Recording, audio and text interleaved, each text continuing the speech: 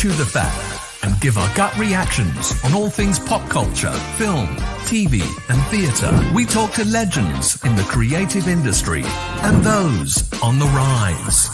We game old school. We support independent creatives. Got a project? Tell us about it. Get in touch. We do all of this, and a whole lot more. Like, subscribe, get involved. Join Lance Steen, Anthony Nielsen, and the Outcasts Creative. I'm a different kind of cop.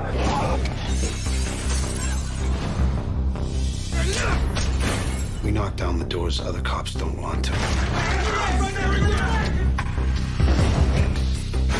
Taking fire from every scumbag in town. They didn't earn it. I don't feel bad about taking it. All about bringing force down on the street. Why don't y'all take a look at what you got going on under your own roof? I never put the money above us. How long you think that's gonna last? I don't want Vic in our lives anymore. You're investigating me? Vic Mackey beats suspects. He deals drugs. And that's just all in one day. I wonder what he's gonna do tomorrow. Everybody down!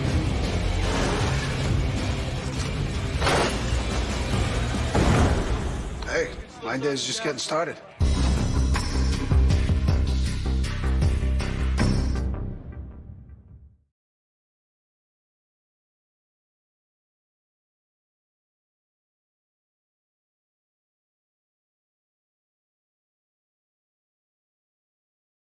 Hello. I definitely wasn't just dashing to the toilet then. So, welcome. It's Sunday evening. It's 8 o'clock. Well, it's 12 minutes past 8. Sorry, going up slightly late today. Slightly late.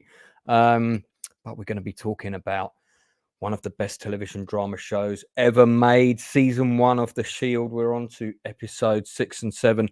Breaking it down in detail, discussing it. Trying not to go down too many other random rabbit holes like we did on our Chris Christopherson stream. So let's get to it. 2 cracking episodes to talk about. I mean, this is the great thing about talking about this show is we're not going to be talking about any episodes that are naff and weak because there aren't any. They're either like good or really good. So let's bring in my panel of guests all the way from the Northern Wasteland. Hello. Hello, you beautiful bastards, and I am glad to be on here. And I will be on slad duty, thanks to Blue and his impressive skills in slad making videos. Do you want to pop those up now so I've got them ready for episode 6? Yes, I will. Just let me get them present. Now you're watching the show for the first time. Yeah, properly. I mean, I caught a couple of episodes when it was on TV, but never properly watched the series. No, sure. There's a big difference between, watching it, diligently as opposed to kind of catching it between making cups of tea and running to the kitchen. Or drinking. So, have you jumped ahead or are you just sticking with the episodes per week? I'm sticking to it per week anyway. That way I can still make notes while watching it and get a really good fresh reaction for like the first time watching it. Like you said, well, you know what, you're showing incredible discipline by doing that because I just binge this show, and every time I rewatch it, even for this stream, I've already gone to nearly to the end of season 1 because I just I want to see what happens. Remind me about that again. So yeah, well, I'm glad you're enjoying it. We'll talk about it more in a minute. We also have the man with the most powerful air conditioner on the planet. Darth Plato is here. Hey guys. How are you? Are you implying that I'm not disciplined? No, I'm just saying you've got a very loud aircon unit, which we can hear every time you turn your microphone on. Oh, it is pretty warm here. The man behind the curtain, the inside man, is here. Good evening. Another Shield virgin you have on your panel here. This is the first time I've watched it, and I caught up with these 2 episodes today. Unfortunately for me, as I mentioned backstage, I'm maybe not quite as disciplined as Northern, so I did manage to watch the final episode on the disc. But I have been trying to sort of rigidly stick with the episodes as and when we're doing them. But it's terrific. What a recommendation of the show. Did you buy the Blu-ray box set? Actually, it was originally the Blu-ray box set, but I got an email saying that it was out of stock. Right. Even though I'd ordered it, so what they did was they sent me the DVD box set, which I'm even more happier with because it has more of a sort of grainy, grittier feel. It's not all Yeah, slick and I would agree. I don't think that I've got the Blu-ray and the DVD box set. The DVD suits the style of filmmaking and everything a lot better. Anyway, let's bring in our final guest, the man who's trodden both sides of the law, an ex-cop and an ex-con. This Lord of Toxicity. Hello from North Carolina. Hello. I just love that Hello. British accent. It's like you. It's like you're. I can't help it. The Patriot. Yeah, I'm sorry. I'm ashamed. It's like Dick Van Dyke is in the house with us. No, his accent's actually better than Dick Van Dyke's. Thank you. That's rare praise. All right. Well, look. Well, I didn't realize Toxic was a Tar Heel. Well, we've got 2 episodes to get into. Going to do episode 6 first. Don't start the slides yet, please, until I say. Okay. So just a couple of bits of housekeeping. So this episode, in fact, both of these episodes have the same writing and directing team. They're directed by DJ Caruso, no relation to CSI Miami. Written by Sean Ryan, Scott Rosenbaum, and of course Kurt Sutter. So good quality writing, as always. And the first episode 6, is called Cherry Poppers. I'll sort of skim through the plot as I always do, and then we'll break it down. Then we have episode 7, which is Pay and Pain, and we'll get into that. There's a couple of guest actors on episode 7 that I really want to talk about as well, who've had pretty interesting careers, and I think they're pretty cracking actors. I'm going to try and get them on if I can. But yeah, let's do episode 6 first. All right, start the show, please. So the whole of this episode focuses on the murder of a young hooker who I believe is 12 years old. Starts with the discovery of the body, and the case is given to Dutch, and Dutch convinces Acevedo to give him all the manpower of the station for 24 hours.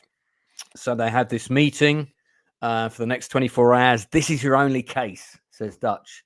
And Dutch is allocating out all these tasks, and he tries to get Vic to follow up on some keys. Vic doesn't want to do that. He wants to hit the street and do his own thing. So they clash and have a pretty vicious argument. I mean, this whole episode focuses around the Dutch-Vic relationship, and it's really interestingly explored that you just would not get in a show today. At least I haven't seen one that's this clever. So Vic follows this up and goes and talks to a gang of Orientals who he knows are into various dodgy shit, and threatening them as he does to go and raid a warehouse that he knows they've got. So hold the stills there because we're getting way ahead. Basically, the Orientals admit that they were taking 20%, have taken 2 free pokes a week, which is pretty degrading. In the meanwhile, the important subplot that runs all the way through season 1 about the toilets in the barn, the women's toilets have stopped working. So Acevedo's like trying to get someone to come in and see it. There's a lot of subliminal hints in this episode about there's never any money for anything. Acevedo even has to put the fixing of the toilet on his own credit card. Vic goes to the Cherry Popper Club. That's a pretty, that whole side sort of story is really disturbing. It's basically a sex club where underage girls perform. People pay a lot of money to either watch or take part. The plumber, meanwhile, turns up at the barn, explains to Acevedo that the pipes are critical, or she's critical. So, even the toilet in the barn has gender pronouns. Julian and Danny get into it over Julian going to IAD to report the stolen bags of cocaine from the last episode. Meanwhile, they do a raid on the sex club. which Vic gets authorized real quick. A whole lot of people are arrested. And the girl that was found there is called Sun Lee. She gets taken back to the barn. The madam gets arrested. Julian and Acevedo get into it, which I think is this scene here. Just hold on that for the moment. Really interesting again. Julian brings up that he answers to God. So, he's always using that as an excuse for his own sort of agendas. But at the same time, it's so hypocritical. Julian, now Acevedo actually wants him to drop it because he doesn't think that's going to go anywhere and it's going to just cause loads of aggravation in the barn. So Vic busts the place, as I said. Dutch is complaining that people are now getting taken off his case. Meanwhile, the toilet explodes. There's a flood in the barn. Dutch has to move upstairs, and they're working up a profile on the killer of the prostitute. This older detective turns up, who Dutch looks up to. There's another episode later on which he's in, which I think takes place before all of this, pre-pilot, if I remember rightly. They've produced a load of flyers. They get hit off the flyer. Somebody comes in to report that they've seen the car that they're looking for with a broken taillight. This guy identifies himself as Tom Ross. He's kind of a young kid. Well, it's a student. Vic and Dutch clash again. Dutch ends up calling Vic an arsehole because he's just not helping him out with the leads he's got. Pause there. We're getting too far ahead. Hold it there. Yeah, no, I was trying to find the right timestamp in it for the images. That's all right. Lem, in the meanwhile, when that's the madam who runs the cherry popper store. Vic and Lem have got hold of all these sex tapes. They're going to see if they can find Sally on one of them or work out who's the filmmaker. Vic doesn't actually want to watch them, so he sells Lem to watch them, which I thought really sucked. And Lem's like, okay. Dutch has Steve come in, who's the person that Tom Ross has identified, and then we realize that Dutch thinks now he's got the right guy. He thinks he's the serial killer. Vic, meanwhile, is playing cards with Sun Lee, kind of bonding with her. Acevedo's PA, who's a young Hispanic woman, turns up, and there's a scene that her and Vic have where she offers to give Vic information, tells him that Julian's going to IAD behind his back. That is the actress who appears in Orange is the New Black. She's been in quite a lot of stuff now. You can tell from that scene that Vic and her have had sexual relations. If you watch that scene closely, they have definitely slept together at some point. So that's another one that Vic's. We should keep a list of all the people that Vic's had sex with, because I think it'd be quite a big list by season 7. Then Vic and Danny kind of talk about the whole IAD thing. Dutch, meanwhile, thinks he's got the right guy with his Steve character. And then Vic finds the victim on the tape. They force the madam to watch it. That's how they get the name of the filmmaker. Then they are contacted by the boyfriend of Sun Lee, who's this kid here in the still you got just then. And he was actually dating her, and he had no idea that she was a hooker. It's kind of really, that whole scene is really crushing. We'll come back to that later. So then it's at this point that Dutch realizes that he's been set up by these two kids who are having a prank on each other. One reported the other to just do this as a college prank. Dutch completely loses his shit. And he's wasted 7 hours on this particular guy. Yeah, they're throwing him in the cage. This is really interesting because at this moment, Vic tries to help Dutch out to get him to calm down, and that he's always trying to sort of bond with Dutch at different times. There's a lot of that going on in this episode, which we'll talk about. Then Vic gets a beep. It's from Connie. Finds Connie in a motel. She's killed her client. We know that she's actually killed her client, not because he was trying to abuse her, but because she was off her tits and paranoid. So he ended up shooting her. Good to see you, Barbara. Appreciate you dropping in. So then Vic has to basically, in order to get Connie off, has to say, this guy decided not to pay. He decided to beat you up. And she's like, well, will they believe that story? Well, they will if you have the bruises to prove it. So Connie wants Vic to hit her, and he almost goes through with it, and then he can't. And then she just starts hitting him and says, if you don't do this for me, they're going to take my kid off me.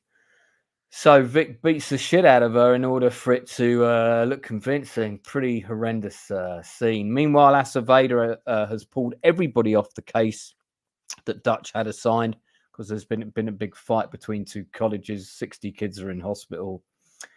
Dutch and Danny clash because Danny asks Dutch, hey, do you want to study for the test? Help me study for the test. And he's not in a good mood, so he completely loses his shit. Has a massive go at her. Meanwhile, Connie goes through her story. She's arrested, of course, but it looks like she's going to get off. Vic has a scene with Sun Lee, explains that he's arranged for her to go back to Korea. She doesn't want to go back to Korea. She knows her parents will reject her. We don't really know what happened to her back there, but there's a lot of subtext in that scene. I think the actress is really good. Suggests that she might have been being abused, maybe by her dad or something back in Korea. But it sounds to me like Korea is worse for her. Then you've got the bit where Dutch and Vic bond again, and Dutch is like, Vic is like to Dutch, you showed me something today. And Dutch is like, did I? The whole thing was a waste of time. And it's like, no, well, you'll get your guy. You just won't get him today.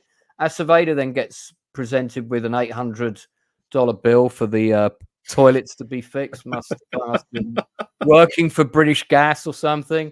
That sounds about right. Vic and Danny, they have a little scene, and Danny asks Vic straight, did you steal those drugs? I won't say anything. Vic denies it, but we can tell Danny doesn't believe him, and she says, I've got to distance myself from you. So Danny comes home from work, and she finds Dutch sitting on the stairs, all mournful, and he basically says, look, what I said to you is inexcusable. I could give you some excuse about a story when I was a kid, but there's no excuse.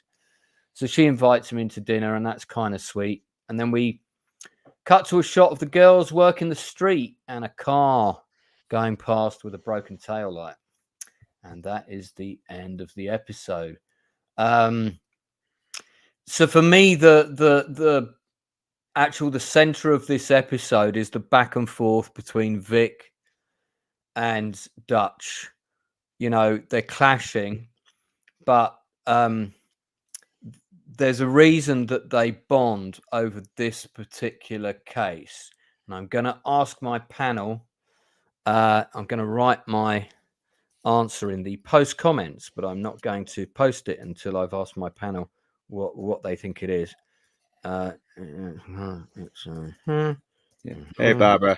Sorry I didn't see the chat. I was managing the slides here. So I'm only gonna allow you to say one word for your answer. That's all.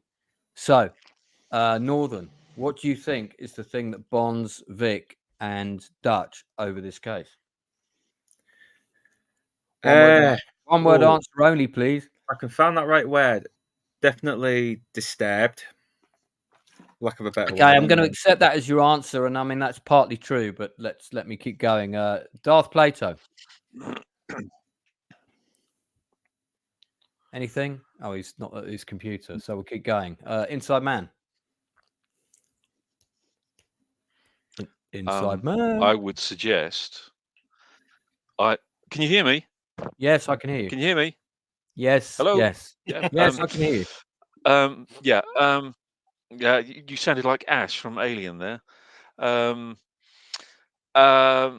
would say parent. He's also a parent. Yeah, that's yeah. Okay. Just give Toxic. What word would you use? Innocence. Well, yeah, you're all pretty close.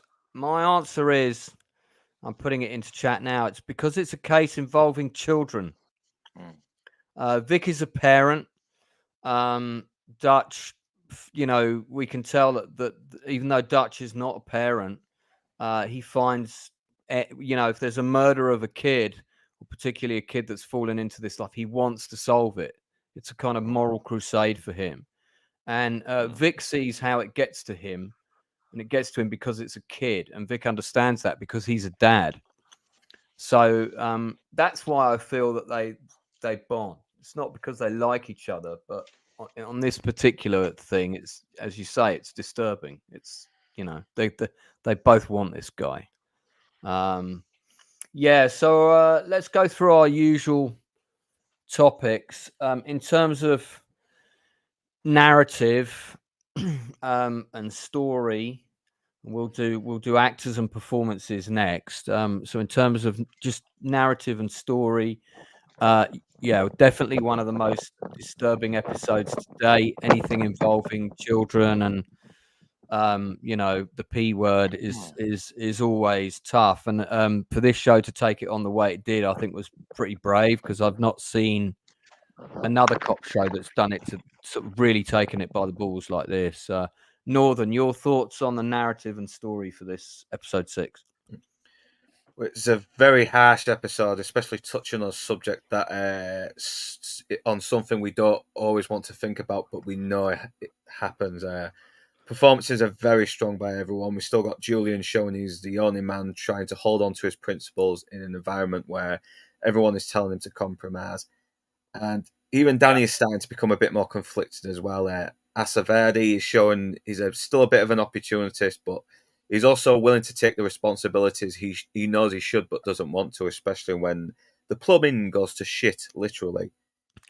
And we do see more, and I do like the fact that we're seeing Vic and Dutch find more common ground here as well. And Dutch isn't just out to make himself look good, have the collar to further his career. This is generally becoming very personal to him, and he generally does want to see this killer put to justice. He wants, because of the kids and the age that he's murdering and abusing. It's such a good moment as well, because Vic isn't just treating him like the fucking dweeb that he can wedgie occasionally, put shit in his desk. He's actually seen him as a cop who wants to do his job and do it right. And I love that, especially in this episode. Well, don't forget it was Claudette that put the poo in the desk. Oh yeah. We're supposed to think it was Vic, but it wasn't. She was the one who thought he needed taking down a peg or two. Yeah, Darth, anything to say about the narrative story for this episode?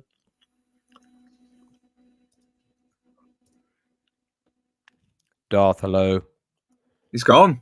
Is he? He's gone. He's not there. Okay. All right. Must have had a call at the door. All right.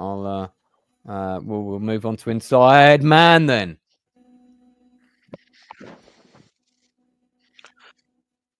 Yeah, this was it was a pretty disturbing episode actually. I did I did find it quite shocking. I wasn't quite expecting this. But one of the things that I really enjoyed was that we really get to see Dutch an awful lot more. What he really is about. His capabilities as well. That I think this is the first time that we really saw him getting to grips with a very, very serious part of the job. I definitely enjoyed the interaction between him and Vic, and even though there was no satisfactory conclusion or no resolution to the episode in terms of the case, there were certain other things resolved. Just maybe minor things in terms of the characters' relationships.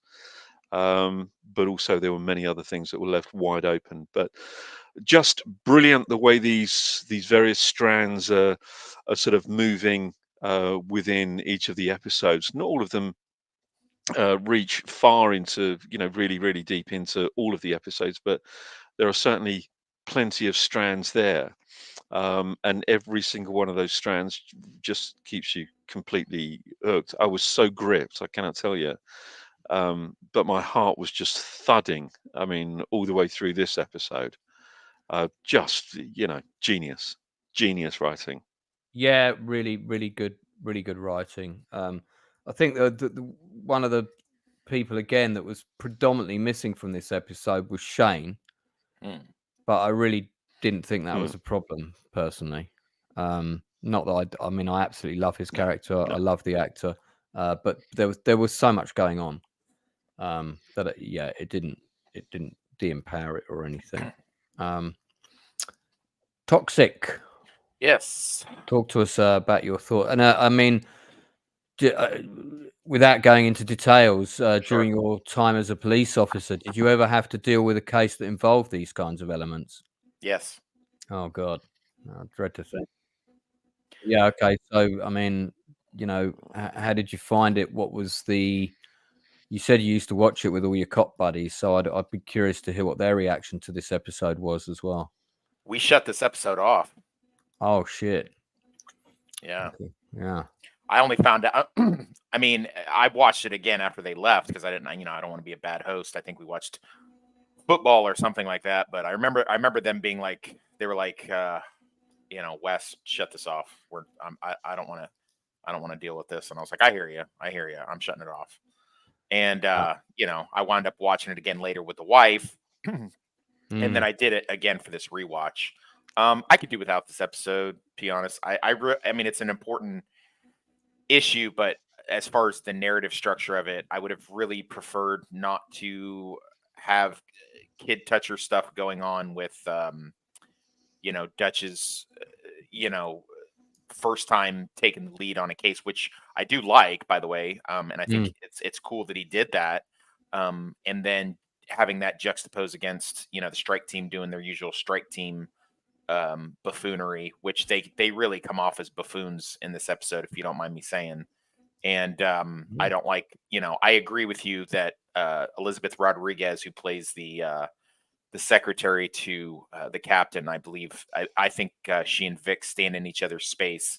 So I think your intuition on that is correct. And I've had a crush on her, by the way, since I was about 16, 17. Yeah, man, she is. I mean, not only is she a phenomenal actress, she's smoking now. Like she's got. You got to even, look like, at her CV, man. Her CV is amazing. But I digress. Yeah, we'll get on to the we'll get to that. Yeah, yeah. But I don't like the narrative in this episode. I don't think I didn't need cute, funny, Big Bang Theory poopy humor to go with child essay stuff going on. I don't care for that, and I'm not trying to be a killjoy or anything, but I don't really care for it. I think it's a pretty serious topic, and I don't like some of the stuff they mix in. And on top of that, they got Vic doing his usual the ends justify the means things with Connie in the middle of this episode. I don't know. It just seemed like they were like, hey, let's throw this in. Let's throw this in too. And I don't necessarily have a problem with that. I'm not a snob, but I don't like the narrative to get when it's this kind of serious. They should have just focused on this. Also, the Julian subplot, is he going to snitch or is he not type stuff. It just didn't fit in this episode. It really just didn't. Okay. I mean, so do you think though there's still a, bearing in mind that the show's pretty hard hitting and gritty, and dare I say probably the most, or certainly one of the most realistic cop shows out there, does that justify having this narrative in the episode, but it just should have been handled slightly differently? It should have been handled a lot differently. A lot. If I would have written it, I would have written it a lot differently. Plausibility goes right out the window at a certain point in this episode involving the children stuff, and I'll wait till you get to it to pinpoint it. Yeah, sure. Okay. I mean, not having been a cop in the sharp end, I found the episode very disturbing, and it's certainly not a favorite in terms of rewatch. In fact, I'd forgotten about it until I was rewatching again. I was like, oh my God, yeah, this episode, and it's the whole scene in the club is like super disturbing, especially when you think these places exist somewhere. Yeah, they do. It's just a horrifying thought, man. Yeah, so Okay, well let's talk about the cast for this episode, because there's a lot to say about the cast here, and as usual, I'm going to cover the guest cast first before we get into the leads, and then we're going to talk about who's our standout performer this episode. Could be anybody you can pick. So the guest cast, we just mentioned Elizabeth Rodriguez. Here she is at 44 years of age. What moisturizer is this woman using? I need to get this moisturizer. I mean, she only had a pretty small role in this, and I think her character kind of got written out. She did, yeah. I think she returns after season 1. She played Alida Diaz in Orange is the New Black. She's in 79 episodes, like nearly the whole thing. I mean, that's really where she got to show her stuff. It's like a mother-daughter situation there. Now, she's also in this cop series called East New York. Has anyone seen that? Is that any good? No, East New York. Never heard of it. No. So looks like it ran for 1 season in 2022. Police procedural following Detective Inspector Regina Haywood and her diverse team in the 74th precinct. So yeah, there she is. So she's one of the team. Jimmy Smits is in there with a tash, no less. So I don't know. That tash looks, more like 1970s to me, but I might give that a go. It's only gone for 1 season, so I'm guessing that's all it got. Might be worth a quick look. She was the best. She was the best thing in the Miami Vice reboot. Yeah, I remember her in that. We should definitely give a shout out to Jamie Ann Ullman, who plays Connie in this episode, because damn, she's acting her socks off in this episode. Really is acting her socks off, especially in the scene where she killed the guy and she's still kind of high, and Vic's saying this is what you got to do. It's really well played. Fantastic actress, really talented, and a sort of fairly early on in her career. Kim Moriarty is appropriately horrible as the madam. So she does a good job. I don't know who the actress is. I think this is the actress who played Sun Lee. Damn, I think that's the only acting job she's ever done. Clearly, the episode was so traumatizing. That was it. Apparently, she was 18. Yeah, sorry. She was born in 1980, so she would have been. This would have been filmed in 2001 to drop in 2002, so she would have been 21. But yeah, I thought she was really good. I mean, you could tell she was like very raw, and probably hadn't done much acting, but I thought she was good. She was convincing. So yeah.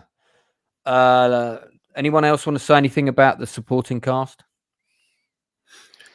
I thought they were excellent. I thought I got to be honest. I thought Connie was outstanding. I think the way she emotes, I think is incredible. The kind of, I mean, I really felt her desperation, that absolute panic and despair at, she knows she's done something which is really going to ruin her life. You could really hear and feel that despair. It was, she was terrific. She really was terrific. Yeah, she was fantastic in this. The 2 actors that played the 2 college idiots, actually, I forgot to mention them. They were both good. I particularly liked Will McCormack, who was the second guy that came in, and he's got that great line where he's like, "Oh, can you pretend my friend's like really in trouble?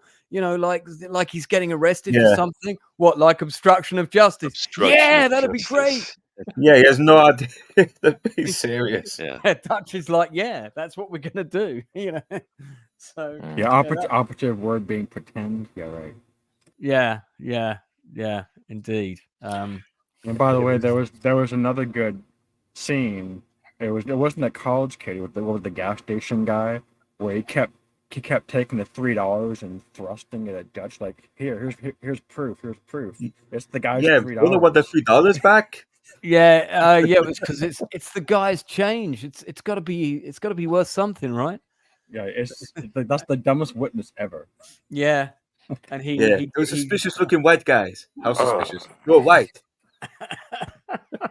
Again, I don't have a problem with any of that stuff. That's all good Shield dark humor and stuff. I just don't think it belonged in this episode. Yeah, kind of like it's a bit flippant. Sort of like inconsistent, maybe. I mean, I suppose Yeah, it was the Shield SVU. My argument on it would be is that, like, even when you're going through the darkest moments, there are really stupid things in life that will make you laugh, and that would be one of them. But your point is well made about, is that just juxtaposition with such a difficult topic appropriate? But the Shield would feel weird if there was an episode with no humor in it, because there's always humor in the Shield, and Yeah, it's always. I think that was the whole point. I think because it was such a dark episode, they're thinking, are we going to turn the viewers off a little bit? Shouldn't we put a little bit of dark humor in there just to sort of add some levity? You know what it reminded me of? It reminded me of that thing that TV and film critics are fussing about a lot now, where they give things the Joss Whedon, the Avengers. Let's right after we do something very serious and heart wrenching, let's have a funny quip.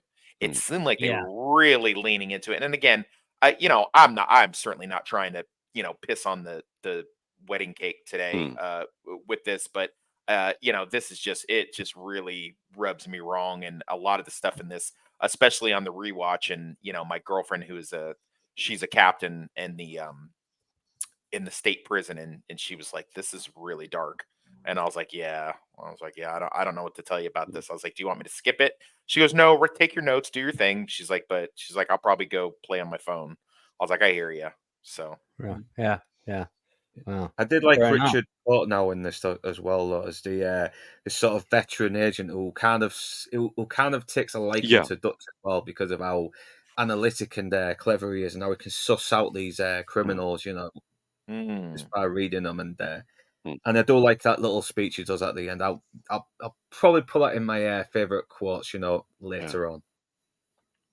Yeah. Well, I'll tell you what. I'm not going to gainsay anything you guys have said about that. I couldn't agree more. Really, it's not easy to watch. I'm not going to add anything more to that. I will say this though. I wonder where they were coming from when they included this angle. It's almost like that. I get the sense that they wanted to show Vic in a situation where we couldn't possibly be on the opposite team from him. You know what I'm getting at?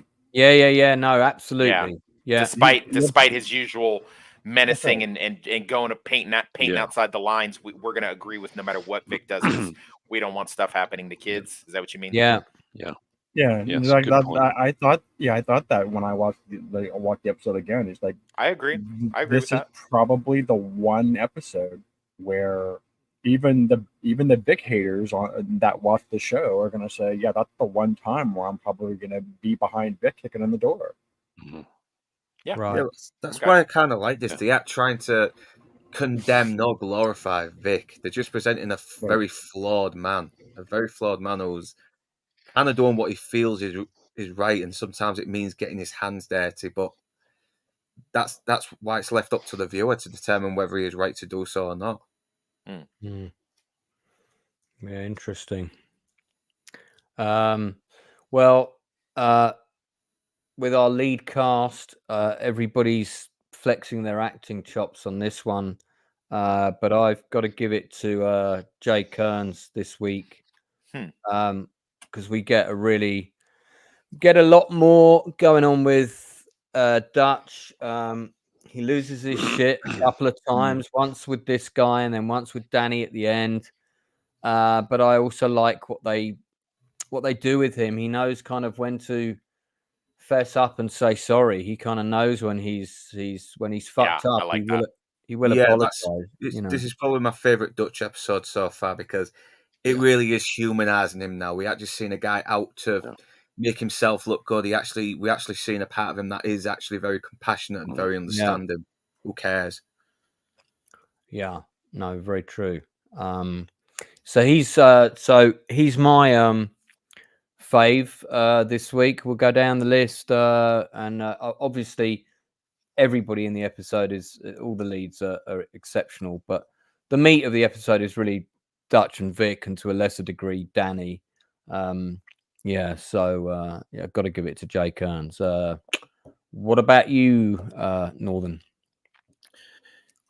Yeah, it's Jay Kearns. Jay Kearns all the way for this episode. Like I said, it's because we're really seeing just how humanized he is, and the fact that he's getting told to just drop this case now. You can see the defeat in him, and you can't help but really feel bad for him. Yeah, well, you want him to solve it as well. I know, I do. I hope he does. But, we're going to find out more about that in season 1, so it's going to come up. We'll see it later. Darth. I can't take away from Dutch. It's definitely Dutch's episode. I agree with that. I hate to say it because he's my least favorite character in the whole series.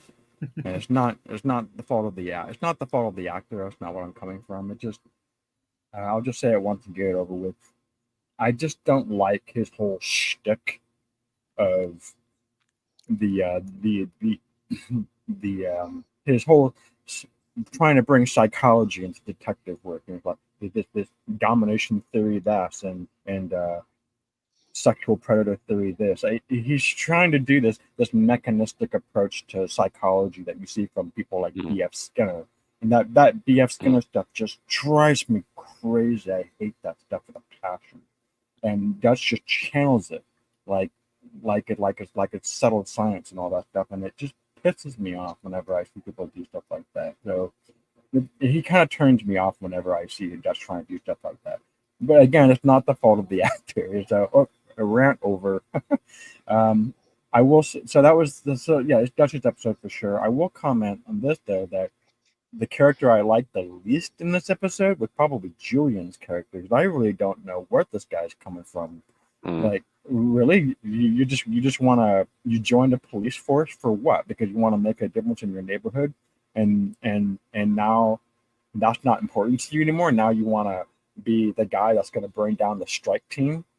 Yeah, that doesn't make any sense to me. So you're putting your whole career on the line just for this? You go, oh, I can't live with myself. I don't buy that as this is the right thing to do. I don't buy that for a second. Well, he's got his own moral compass, isn't he? That he's trying to follow. We all have a he's a hypocrite. Compass. He's a hypocrite. Yeah, look, we all have a moral compass, but we have to choose what hill we want to die on. I understand he saw something and he wants to do something about it, and I can respect that. But there's a way to do it that's not going to tank your entire career. I don't think so. Okay, so because he wants to do something about it. Okay, that makes him a good cop. But getting kicked off the force, well, you're just depriving the force of a good cop. Yeah. Well said. Very well said. Yeah, you got some good points. I mean, that's what I like about this. There's a lot of moral conflicts in this show. You know, it's like it kind of it's kind of like, what is the lesser of the warring evils? You know, help agree with you, Dar. Yeah. Okay. Yes. And also look at what it is that Julian was witnessing. He was witnessing a drug. They're splitting up the goods for drugs. They didn't witness. They didn't. It's not like they took the guy behind the building and shot the guy and said, "Yeah, we sure showed him." What if he witnessed the Terry Crowley shooting? That would have been a whole different thing, because that raises the stake. But he didn't witness something like that. He just witnessed this. I'm not saying it's not bad, but I'm regurgitating myself. I'm sorry. No, that's all right. No, it's all good stuff. Inside Man, feel free to take your dig at Julian now. Yeah, I mean, I think that I mean, Dutch is obviously the key character in this episode. This is his episode, but I kind of like that. The way he thinks. He comes across as somebody who thinks that he is, a little bit more analytical than he actually is. There is a degree of incompetency about him that I kind of quite like, because he is he's still quite aspirational. He still wants to be better, but he just can't quite get there. Yeah, he likes to think because he went to I college, he thinks he's better than the other cops a little bit, doesn't he? And this yeah, kind of humbles yeah, him. That's what I like about it. yeah. Yeah, Yeah. and he's trying, but he seems to be, trying maybe that little bit too hard. That kind of that little extra thing that makes him slightly dislikable to maybe some of the other characters, but certainly to us. And I think really that's really where Darth is coming from on this. I mean, he's not like Vic. I mean, Vic is completely morally ambiguous. There is a real moral sorry, ambiguity. There's a real ambiguity to Vic's morality, but in terms of Dutch, he desperately wants to be, this really, really good, efficient cop that sees all, knows all, does all, and achieves everything that he wants to achieve. I think he seems to have a little bit of an inferiority complex about him. I think. Oh, Um, definitely. The way you know, the and way he reacts when all the other officers take the piss out of him, you can sense that straight away. You sense that in the first yeah, episode. yeah, Yeah, yeah, I mean, and I don't want to get into spoilers, but that definitely is addressed later in this mm. season. Yeah. And actually, I got to agree with Darth as well on this, that Julian is perhaps the most dislikable character. I don't like him in this episode, but it's not the fact that I don't like the writing and I don't like Oh the no, acting no. and I don't like the character. It's just that the story has kind of made me dislike him because um, it's his sanctimony. I don't, Mm. I don't get why he's so sanctimonious. He's obviously struggling. He's obviously a man who's really, really struggling. But Well, he doesn't well, seem to know what he is and what he well. wants. I have an answer for that. I think the reason that he's pushing so hard to do the right thing, he's compensating for his sins. He's like, Exactly what I was going to say, Yeah, Lance. yeah, I'm sinning. yeah, I'm sinning yeah, over here, so therefore over yeah, here I've got to be the golden yeah, boy. And I mean, that yeah. That's right. is Yeah, he's time he's and trying to tradition in make the up for show. it. Yeah, How often have you yeah, heard that yeah. He's the priest is sleeping with half the choir? Do you know what I mean? Hmm. It's practice what you yeah, preach. Oh and well, and not sure I he's can. you're absolutely right. Yeah, Absolutely right. And he's really trying to make up for what he considers to be his moral shortcomings. yeah, And yeah, yeah. and That's by it. doing that, he is quite an unpleasant person. He's coming across as a really quite unpleasant person. But it's well acted. It's not that I don't like the character or the acting or No, no, no, the no. I actor got that. or I the got writing. that. It's because they obviously this is a very deliberate a deliberate plot line. I like it. I like it because I dislike him. They've made me dislike him. Yeah, Yeah, and absolutely. That's the power of the show, isn't it? Yeah, and he doesn't seem yeah, to be a it is. very competent cop. I know he's still kind of new, but he's even when he's out on the cases, he's kind of messing up, isn't he? Yeah, Mm, mm, a little bit, a little bit. Yeah, and Um, right, and as reprehensible as Vic Mackey can be at times, he still gets results. He shows the criminals that they are the boss. yeah. The law is the boss. yeah. So, yeah, it's sorry, that was Inside Man. We've got Tox. Sorry, your favorite cast member in this episode. I really want to go with Dutch, and I feel like this is and Lance and Inside Man. I know you guys have made these kind of references on other streams, but seeing Jay Carnes later on, both in Sons of Anarchy and later in Burn Notice, and seeing what he's capable of with his range, as good as he is here, you know that he gets so much better. So it almost kind of looking back on it now makes you just go, it's kind of, I mean, at the time in 2001, 2002, I'm sure, it was lightning, but now it's kind of like I've seen him do so much more dynamic stuff. So, and maybe that's unfair. And if it is, I'm sorry, but I'm going to give it to the actress that plays Connie. just because she that's a just fair knocks shout. it out of the park. Knocks it out of the park in this one. Yeah, she's Plus, she had to really emote and think like, oh my god, she killed a guy. When so obviously the special effects for that gunshot wound looked like he just spilled a can of soup on his chest, and so it was so fake that like she really sells. You don't even pay attention to that because she sells it so good. You know what I mean? Yeah, there was no bullet hole, was there? It was terrible. That's one of the worst. It was one of the worst I've ever seen. I don't know what they were doing with that, but whatever, it's fine. And I thought she just stabbed him with a screwdriver or something because it. I thought she just like hit him with a tomato or something, or she with a paint pellet gun. I was like, what is? Am I supposed to believe that she's killed this guy? You were sauce. It looks like she shot him with a high caliber gun. A high caliber what? Yeah, because it was because it was so big. Yeah, it looked like a high caliber Sharpie marker. I don't know, but what kind of bullet would you think it looks like? But it doesn't look like one to me. But I mean, whatever. It's fine. Like I said, it doesn't take away from what she did. In fact, it probably enhances it with the that she looked like she was in fear of losing her kid, losing her livelihood, losing her life, and her freedom. And I bought it. I used to know fucking lasses like her as well. Right. Always strung out and always worried about losing the kid or blah blah blah. And they still even when they said they'd clean up, they would always go back to doing it. They would. It's a sad fact, but a lot of them do.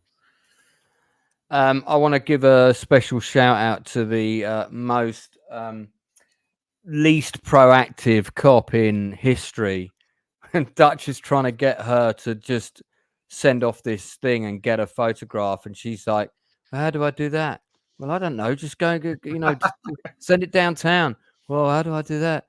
And she's just so crap, and it's a good little scene because it just shows like he's supposed to have the resources of everybody for 24 hours, and he's having to micromanage even like tiny details because they're just so crap at being proactive, some of them. By the way, that actress, that cop, yeah, when they were in the interrogation room with the young Asian guy, the Korean guy, I assume he was Korean. The impression that I got with Dutch sitting there with the lady officer to the right was she was there as a possible translator. Right. That was the impression that I got from that scene. Mm-hmm. But it's a bit of a spoiler, I'm sorry, but later on, another episode, Dutch talks to this lady again and says, hey, can you help me with some Korean translation? Right. And she says, I'm from LA. I don't know Korean. Right. Yeah, I remember that. Right. So I just thought that was funny. Maybe when they originally showed that scene, they intended her to be Korean. Yeah. So okay. So we'll wrap up this episode with kind of your favorite scene and maybe your favorite line if you have one. This is a really hard call for favorite scenes because there's so many that are so good, particularly Vic with Connie. That whole scene where he has to hit her is just really difficult and disturbing. Dutch losing his shit with the student is great. Then there's some, the Vic and Sun Lee scenes are really quite moving as well. And I like the scene with Dutch and Vic when they kind of bond towards the end. The exploding toilet, obviously, is a major moment of television history drama. Happens in my house quite a lot. But, man, I don't know. I'm probably, I think it has to be the scene with Vic and Bonnie for me. It's definitely the standout scene of the episode. And, I think, I'm not sure on my favorite line. I don't know if I have a favorite line in this episode. Northern. Favorite line? There is a few. Maybe the little speech that Portnow's character gives to Dutch about it's this whole finding the killer thing. It's not it's not a sprint, it's a marathon, but maybe something a little bit more innocent, like when Vic goes in to play cards with Sunley and is like, no, you're not in trouble. Not unless you take me for all the money I have. You know, just nice little moment. It's a nice little moment. I like that. Vic as That well. scene is great. Yeah. So Darth. The scene where Vic walks in and sees the body and Connie's saying, "Oh, I shot the guy," and was trying to explain what happened, and Vic just he just looks at Connie in utter horror, going, "So you just shot the guy?" Yeah. That it's not necessarily the best line to see, but that's the scene I'm going with because he was acting weird. So you just shot him? You just killed him because he was acting weird? Yeah, he didn't actually hit her or anything. It's just her. Right. It was her drug paranoia, wasn't it? Right. That's the thing. Inside Man. Yeah, Vic and Connie's scene all day long. Yeah, hands down, my favourite scene. I mean, when I watched it, I the way that Vic was so reluctant to lay a single finger on Connie, he was so worried about hurting her. You know, the pain expression on his face as well, man. Yeah. I mean, and it was like it hurt him more to do it than it would have been, a physical pain for her. It really seemed to tear him up. But she was just brilliant. I mean, as Toxic said, I bought her desperation there. Yeah, I absolutely bought that utter despair where, she knows that this is the point. This is kind of the moment, the key moment where she can literally lose everything that she wants to go right for her is never going to happen if this goes badly. So it's a really good scene. And also she asked him to say, "You say you shot the guy." Yeah, that's the first thing. Can't Yeah. you say you shot him? And he's like, well, no. Yeah. I mean, fortunately for him, he was somewhere very public. Otherwise, he couldn't really give her a reason why. But I mean, she's such a massive liability for him, as is proven to be the case. So Tox.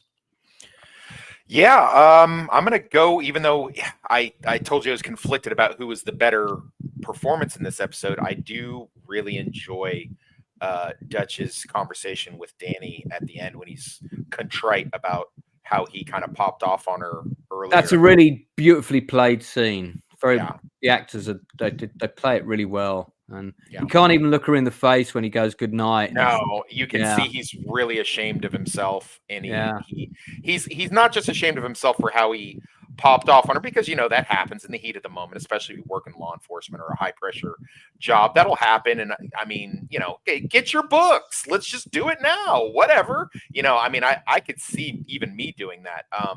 I could definitely see me doing that, but the way in which he sort of feels like he failed her, the rest of the cops, and especially he failed the victims. He feels like this was his thing to do, and he dropped the ball, and there's no one else that can take. Not just because he was the lead detective on the case, because sometimes, like the FBI guy says, it doesn't swing your way, but just because he really thought this is going to be where I can prove it to everybody else and I can prove it to myself. And he just, you could see he's deflated, like he just gave blood or something, which in a way he did. Yeah. All good. This episode is a solid 8 out of 10 for me. Give it 10 out of 10 for the acting. But 8 out of 10 for me. Northern? Yeah, give it 8.5. It's a very strong episode, but I will agree with Toxic here on the fact that there are a few moments where it does become a little tonally inconsistent, especially with the dark subject matter. Yeah, fair criticism. It would be boring if we were just blowing smoke out the shield's arse every week. Darth. Well, despite the subject matter and the horrendous title of the episode, I still think it's good enough to be a 9. So just because the content is uncomfortable, which it is, doesn't mean that I'm gonna dump it down below. It probably is below a 9, but I believe in whole numbers, so that's what I'm going with. Mate, it's what you say it is. It's your vote. So you get to decide. Yeah, Inside Man. I'd say a 9. The reason I'm giving it a 9 is because it made me hate the episode. I don't like the episode. It disturbed me. It did exactly what it set out to do. It disturbed me. Yeah. So for that, for doing its job, it definitely a 9 for me. Actually, yeah, you know what? I'm upgrading mine to a 9. Now I think about it. Tox. Yeah, I'm not going to reiterate what I already said. It's got to be a 6.5 because I think, as Luke pointed out, that it's very tonally inconsistent in it. You can have this kind of dark subject matter. I'm not a snowflake, but if you're going to do it like Gone Baby Gone and treat it with the respect that it deserves. I don't want to see quippy humor. And I have also Darth, a great point with the cherry poppers itself. Episode name is horrific. So good call on that, because I actually forgot about that, and I did have that written down. But also just the unbelievability of a lot of the stuff. Like Vic is really going to sit there and watch this young girl get essayed on stage in front of him just to make a bust.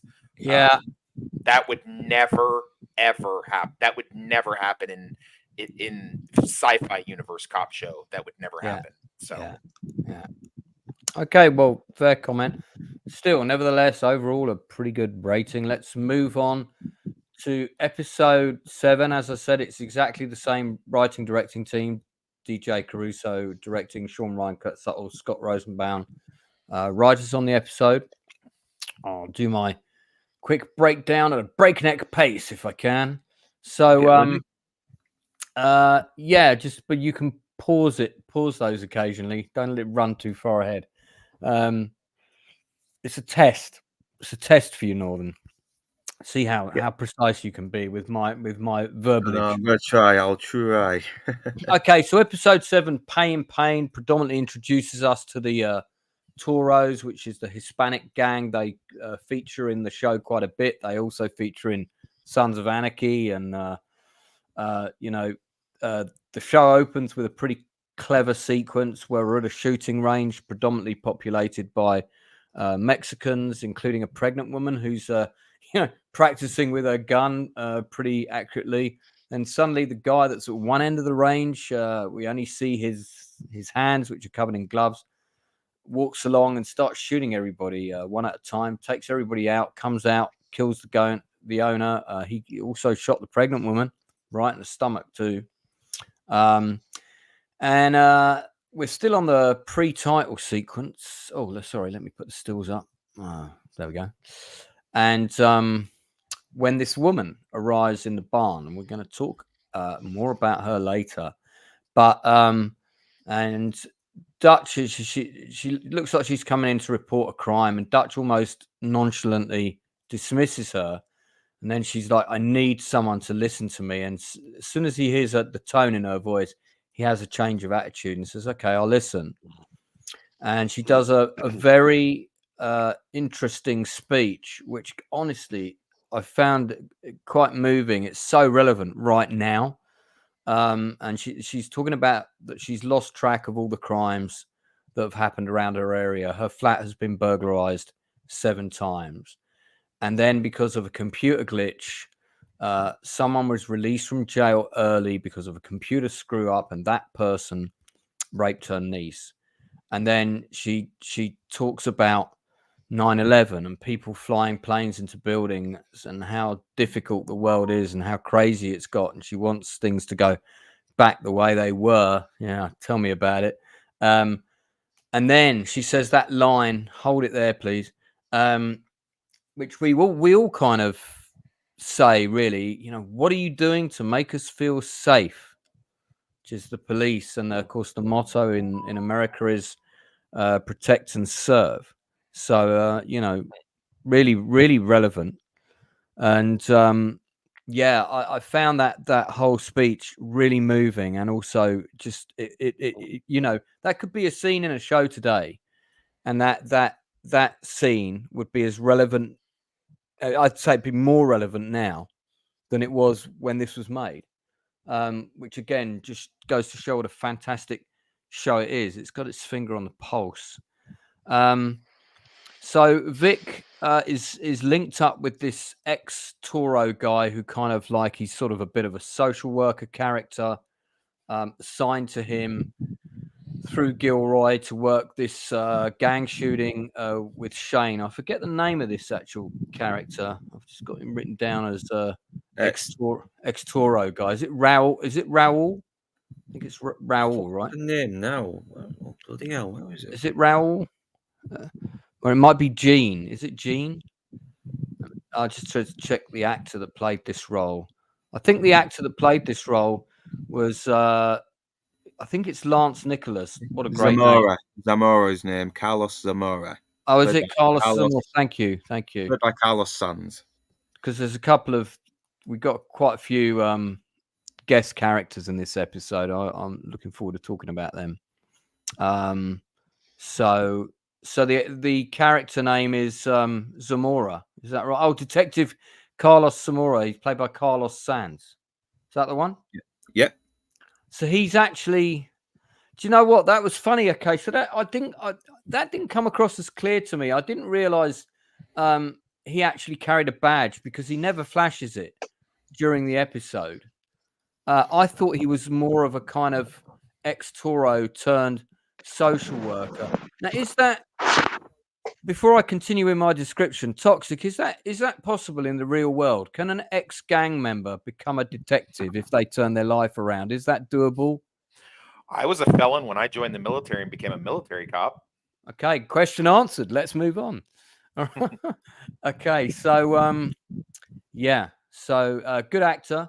We'll talk about him when we get into the guest actors section. So Vic shakes down a guy. They're trying to find out who's behind these shootings, and in the process, he annoys the Hispanic detective because he's got his way of working, which is basically to befriend the old gang members that he knows and kind of, exchange hugs and shit like that. Whereas, Vic's got his way of working, which is more like pinning people up against the wall and shaking them down. Julian, meanwhile, is pushing on with his IAD complaint. Acevedo tells him to drop it, but he won't. Shane and Vic are hanging out in the car, and then Shane sees the book on autism, and it's a brilliant scene where Shane's go, "Oh yeah, I've got a cousin who's retarded," bit like like Rain Man and shit, and Vic's kind of like sitting there trying to sort of dampen him down a bit, but doesn't actually discuss his kid. So Vic's questions another suspect while Shane is questioning a different suspect up the road who mouths off at him. Vic rules out his suspect, who's attending to a sick kid, so he couldn't have been the shooter. Shane's one, unfortunately, gets beaten up by Shane, who then takes a piss on him. We're going to come back to that scene. Meanwhile, a guy turns up at the station, and Dutch and Claudette are assigned to a case where he's the son of an elderly mother who is being ripped off by a psychic. And he's worried that the deeds to his house, which are his inheritance, are all going to be given over to this woman. Julian, meanwhile, has a conversation with his boyfriend. We realize the boyfriend actually has got a house sitting gig, so he doesn't even own or pay rent on the apartment. Julian's like trying to give him life guidance, and he's like, why are you trying to tell me what to do? And you look at your own life, man, which I think is a really valid point. Vic's asking around who the shooter was. The shooter's been ID'd as white. Vic and Acevedo and this local kind of political figure for the Hispanic community, have a meeting, and he's determined to label the crime a hate crime. Vic saying, well, we don't know that it is that necessarily yet. Then Vic and Gilroy have this scene, which is really interesting, where they're talking, just them, and Gilroy's saying, look, with dinosaurs, Vic, times are changing. It's it's all over for us. Meanwhile, AID Arise tells Vic, I need to talk to you. We are investigating you. That character is played by actress April Grace. There she is. We're going to see a lot more of her later in the season or in the show. But I want to talk about her as an actress also. Vic gets out of it. There's another shooting. 5 people are dead. He goes and talks to the shopkeeper. The shopkeeper says the guy's white. There's tension between Vic and Shane, and when Vic assigns Shane to check on the cars, that lead actually pays off.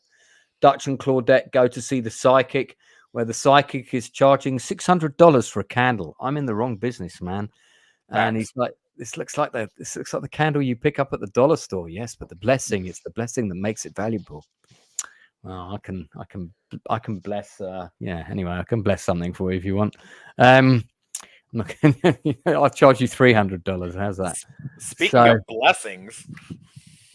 Yeah. Oh, yeah. There's Dina again. So, yeah, Dina comes back in because Aceveda now needs her to verify that the drugs were in the car. She actually even offers to sleep with Aceveda. That's kind of an interesting scene. It just goes to show how absolutely devious she is. She's nothing but trouble, this girl. God bless her. Yeah. Vic traces the owner of the car, finds the owner of the car and his wife dead in their apartment. Dina gives her account to the IAD lady, and she's very, very convincing. Vic talks to the neighbor, who basically says, are you surprised this shit happened? I think he just lost his shit. He got fed up being surrounded by all these spics, is the actual line.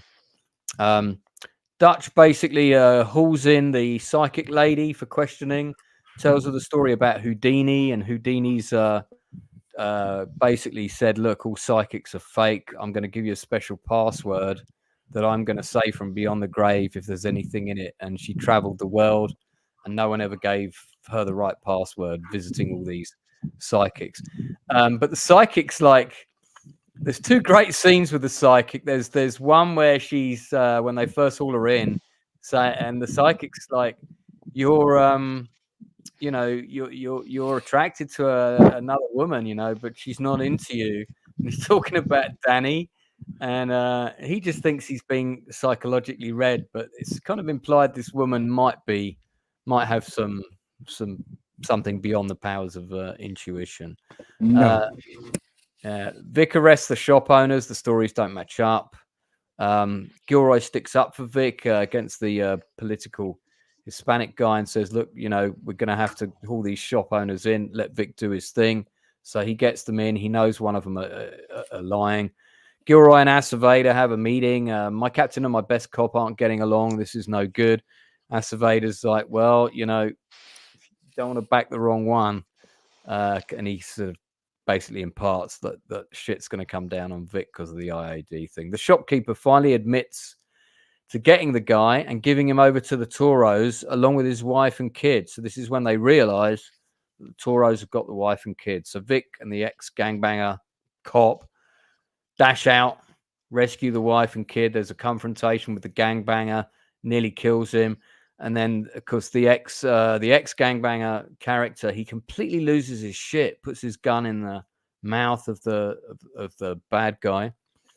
And is about to kill him, and it's only Vic that stops him, basically. Danny and Aceveda have a meeting, and Danny just doesn't want to work with Julian anymore, and she says it's not working out, and tries to get him reassigned to somebody else because she knows that if Julian's going against Vic, she doesn't want to be caught in the middle of that. But Aceveda's not having it. Says, "No, you're the best we got. It's tough. You got to stay with her." Vic has to tell Gilroy about the drugs. Gilroy realizes chain of custody. Vic's in the shit, and he says, Shane has to go down for this then. Shane's the one who fucked up. He's got to go down. And Vic's like, no. I can't, you can't do that to one of his guys. Dutch goes to see the psychic because the psychic implied that Sally had a message for him, and that she's pleased he's the only one fighting for her. This is the murder victim from the last episode. And so even though Dutch is like really against psychics, thinks they're full of shit because like she's fed him some tidbits, he decides to go and see her, probably ends up paying her some money. Acevedo gives the local politician all the info on the bust that he's got on Vic and IAD, and says, get this out in the press, get this out in the public domain. He wants to see Vic go down, so he's going to attack him from every angle. Vic and Shane, meanwhile, have a one-to-one conversation where Vic admits that his kid has autism. And then we cut to Julian and his younger lover talking about their future, cuddling up, when Vic basically bursts in and arrests Julian's lover with an outstanding warrant, marches him out. And now we know that Vic has got one over on Julian. So, yeah, and that's the end of the episode. Great ending as well. Great sort of cliffhanger ending that makes you want to watch the next one straight away. Oh, Vic, you cock blocker. How could you do that to him? I know. So, what was the message? This is another good episode, solid episode. Let's sort of focus on story, and we'll do the same three things again. Let's focus on story and narrative first. So, Northern, chime in. It is. Well, it's not exactly lighter than the last episode. It's still pretty messed up because there's a lot of tension going on with the racial stuff, and plus we're kind of seeing a bit more that Vic is more human than we think. He's got this position where he can give up one of his men and still be a cop, but he's choosing not to do it. He's even choosing not to give up Shane, even though he's been a pain in the ass, which shows that he is very loyal to his men and he appreciates his men no matter what. And once again, we're seeing Dutch become more and more desperate as well. Like he's actually he doesn't believe this psychic woman, but right now he's desperate to get this kill. He's looking for any kind of hope he can. Danny's also very conflicted. I like the fact that she's being with Julian is painting a target on her back because every time he does this shit, it reflects badly on her. Yeah, that's very clear from him as much as possible. That scene with her and Acevedo is priceless, and Acevedo palms her off like, you see his talent for just like not letting his officers get away with shit. You work out, you're the best we have. I know. Plus, we're also seeing just how kind of nervous Acevedo and John Deal's character is as well, because we've got this Latino sort of activist guy getting on their asses, just trying to pin this whole race hate thing, even though there's even without the evidence, because it probably makes him look good as well. And Vic Mack is not having any of it. But I did like the Samara character. Sorry, I got his name wrong, but he is a very likable character, and I really did like the fact that Vic stopped him from killing that gangbanger. That just goes to show, no, you don't need this. I already suffer from this shit. I know what it's like. Yeah. Let me be the bad guy, okay? Yeah, great stuff. Darth, chip in. It's a good story. It has a twist that I like. I didn't like the Latino politician trying to pretend like nothing bad had happened, because clearly something bad happen. But likes to play the Latino card, doesn't he? Yeah, the Latino guy says, "Oh, I'm going to make sure that these men don't spend one day behind bars." Well, wait a second here. They didn't just kill the perp; they enabled a gangster to go kill two innocent people. Yeah, that's not something you can sweep under the rug. Yeah. Okay. Anyway, where was I?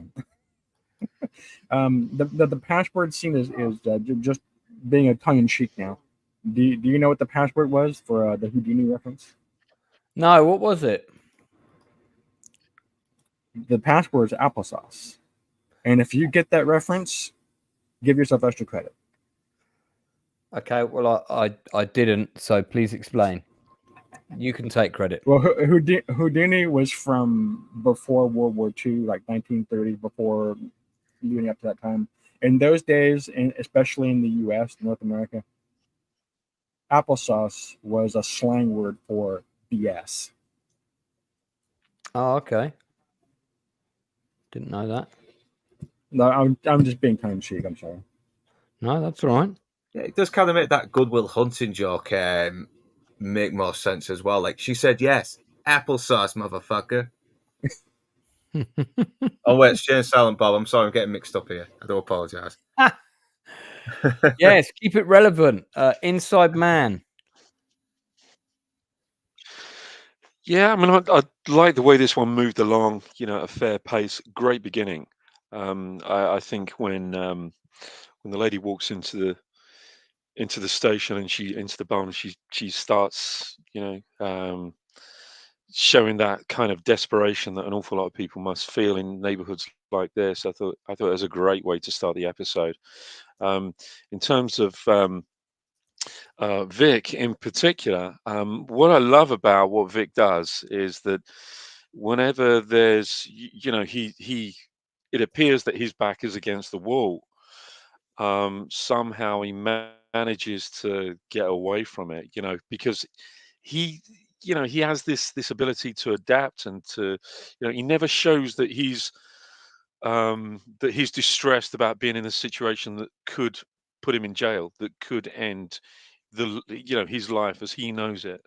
There's he knows that there's a way out, but each time he's confronted by a situation like this, he's always, you get the feeling that he's always trying to, he's constantly thinking his way out of a situation, so Mm. he's always busy. His mind just doesn't turn off, so he's not just doing his job. He's doing everything. Is calculating all these different permutations of things that he can do in order to maintain his way of life and his job. I loved the whole psychic thing, and of course with excuse me, Yeah, and that's kind of when the the lady comedy starts to mention, is somebody fun. with a letterette. Yeah, I mean, what I liked about it was that it really does kind of expose what these grief vampires are all about. Yeah. That Good sort of word. putting a letter out there, and then that shotgunning with a letter and then a name, Sarah, Sally, and as soon as they get some kind of reaction, they read that reaction, and that's it. They will seize upon that. I liked that, and of course. I think it was you, Lance, who mentioned that or was it Northern who said that he's desperate. He's in a desperate situation, and this is where these people get people when they're in a desperate situation, when Mm. they're in a disturbed and distressed state of mind.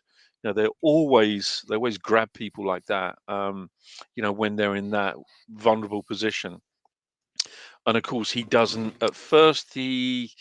He sort of shrugs it off, but then he wants something. He's clutching at straws. He wants something that may give him not necessarily a lead, but maybe some kind of comfort. Um, and that I think illustrates it quite well. Um, but yeah, I just love the way Vic just he's constantly moving. He's like he's dodging these bullets all the time, and not just physically, metaphorically, he's dodging bullets every Yeah. single time we see him. Yeah. It's great. Yeah. Fantastic stuff. Toxic. Yeah, good episode. Back to they had to do that shocker thing at the beginning. Which, by the way, PSA announcement: if you're ever pregnant or believe that you are pregnant, never touch a firearm. The carbon from the weapon will go through your skin and get into the baby, and the loud percussion of shooting will also damage the baby. I remember watching this and like everybody kind of laughed when the lady threw the pencils down and started this rant at Dutch because they were like, you're gonna clean that up. Like that's ridiculous. You can't just walk into a police station and do that. Everybody was like, "What is this? This is so TV." that she's blaming the police from everything from, the R-wordist getting out because of a technicality all the way to 9/11. Like, what does she think that Dutch is going to do there? I remember everybody having a long discussion about that, but I take it for what it is. It's still good acting. But yeah, I like. Did you know that was based on a real incident? No, I did not. Yeah, but apparently so. This woman that just got in, and she had a massive rant. I don't know why she was in there, but might have been that she was filing a report or something. But yeah, it did happen apparently.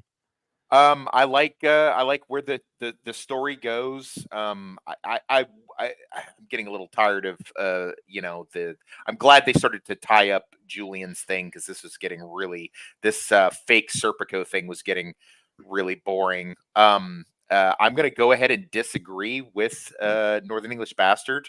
I don't believe for a set. Well, you know what? I'll wait until we get to the character stuff. I'm not going to do that now. All right.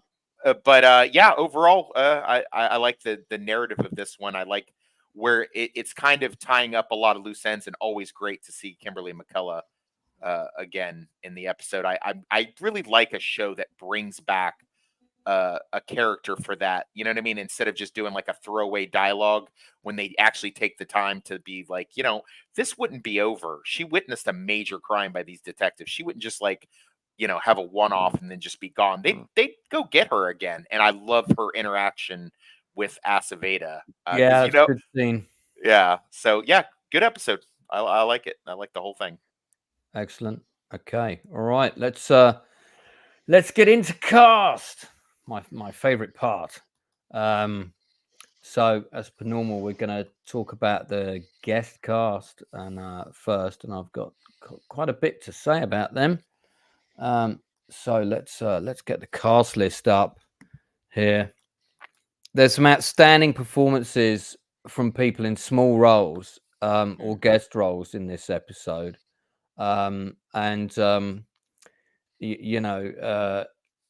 three in particular that I think are worthy of praise. Although one of them you only see briefly here, but you're going to see a lot more of her later. So we have, let me just share the screen here. Yeah, so we have Carlos Sanz, who plays the Hispanic detective that used to be a gangbanger. Yeah, really, I mean, it feels like the actor, like, right, I've got a good role in something, I'm going to give it my all. Boy, does he. So yeah, I thought he's pretty convincing. The scene where he loses his shit and puts the gun in the mouth felt very credible to me. So yeah, pretty interesting career. 65 credits, still acting now. He's the coach in Yellow Jackets, which is a show people seem very divided over. I watched the pilot, and that was enough for me.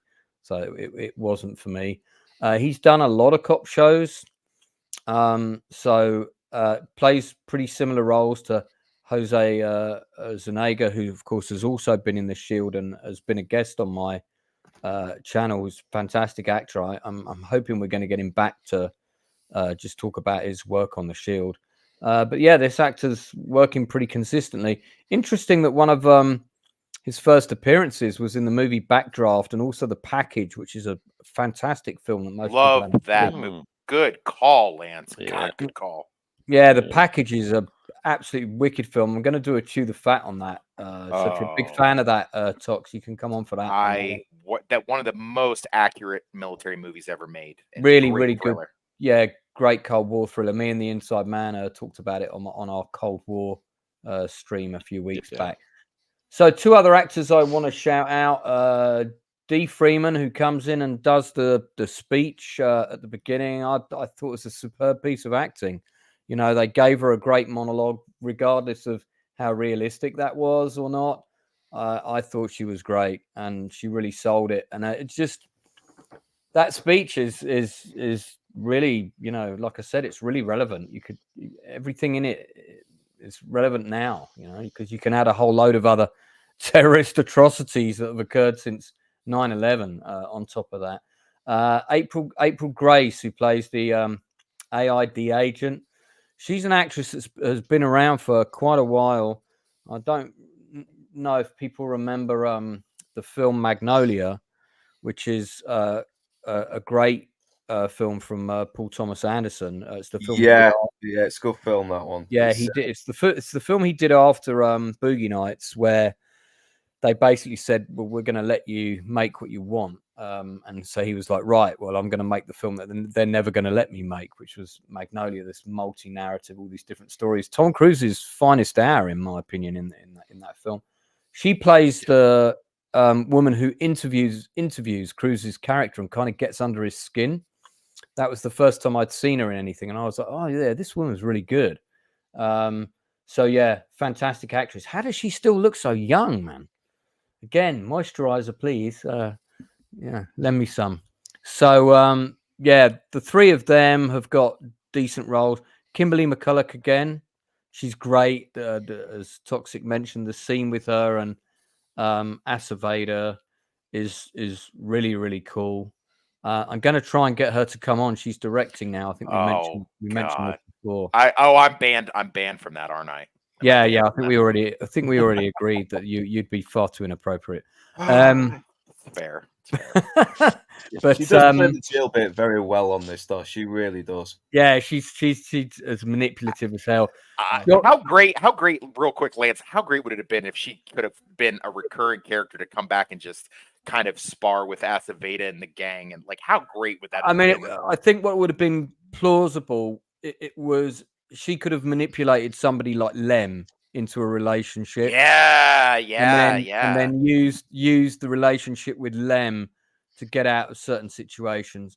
I really do like John Deal in this. He got a couple of great scenes in this episode. I rate him as an actor, period. Of course, he sort of cut his teeth on Miami Vice. So, you know. Yeah, his death scene, ban. Yeah, that'll break anyone's heart, that. The look on Switek's face when he finds him. Spoiler alert for anyone who hasn't seen it. A 40-year-old show. Yeah, spoiler. I mean, you know. What have I done? You know what? I forgot because I'm rewatching them, and I forgot he got killed. Now you've ruined it. Yeah, but yeah, he's great in this. Like I say, he's good, and he gets to do some really good acting in this. Just get some really good scenes, which I mean, every actor must have been so grateful when they get these like scenes put in front of them. Oh my god, I'm going to get to, I'm going to really show my Spurs here. He was also one of the worst lawyers in Con Air. Seriously, yeah, he was. Oh yeah. Brent Rome again, who we talked about before. He's as Julian's boyfriend. He's great. He's now a priest in real life. But yeah, I think all of the character actors in this are pretty decent. Even the guy that plays the shopkeeper, Tony Gennaro, sadly no longer with us. I've seen him in dozens of movies. Always playing the kind of Hispanic dad, the Hispanic shopkeeper, somebody like that. Remember him in World Trade Center. Not the best movie, sadly, but I do remember him in that. So supporting cast, all outstanding. For me they were great. But whose episode is this? Whose episode is it? That's the question.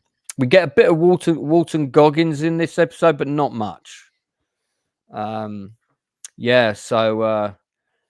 who would you give the acting Spurs to stand out for you? We'll start with you, Luke. Anyone on the cast is up for grabs. Yeah, definitely Carlos Sanz. You can tell he's got a lot of baggage behind him as well, and he's trying to sort of move on from it. But this whole case, it almost brings it back. Before Vic Mackey stops him, he almost becomes his old fucking gang. He's like old gang killer younger self. It's and he portrays that really well, and just visually without saying anything. Yeah, he almost makes the episode. He almost makes this episode. Good actor. I'd like to see him in more things, actually. So, I mean, I have seen him in other stuff, but I may well sort of try and track down some of his larger performances. Yep. So you can pick a guest actor. That's fine. Darth.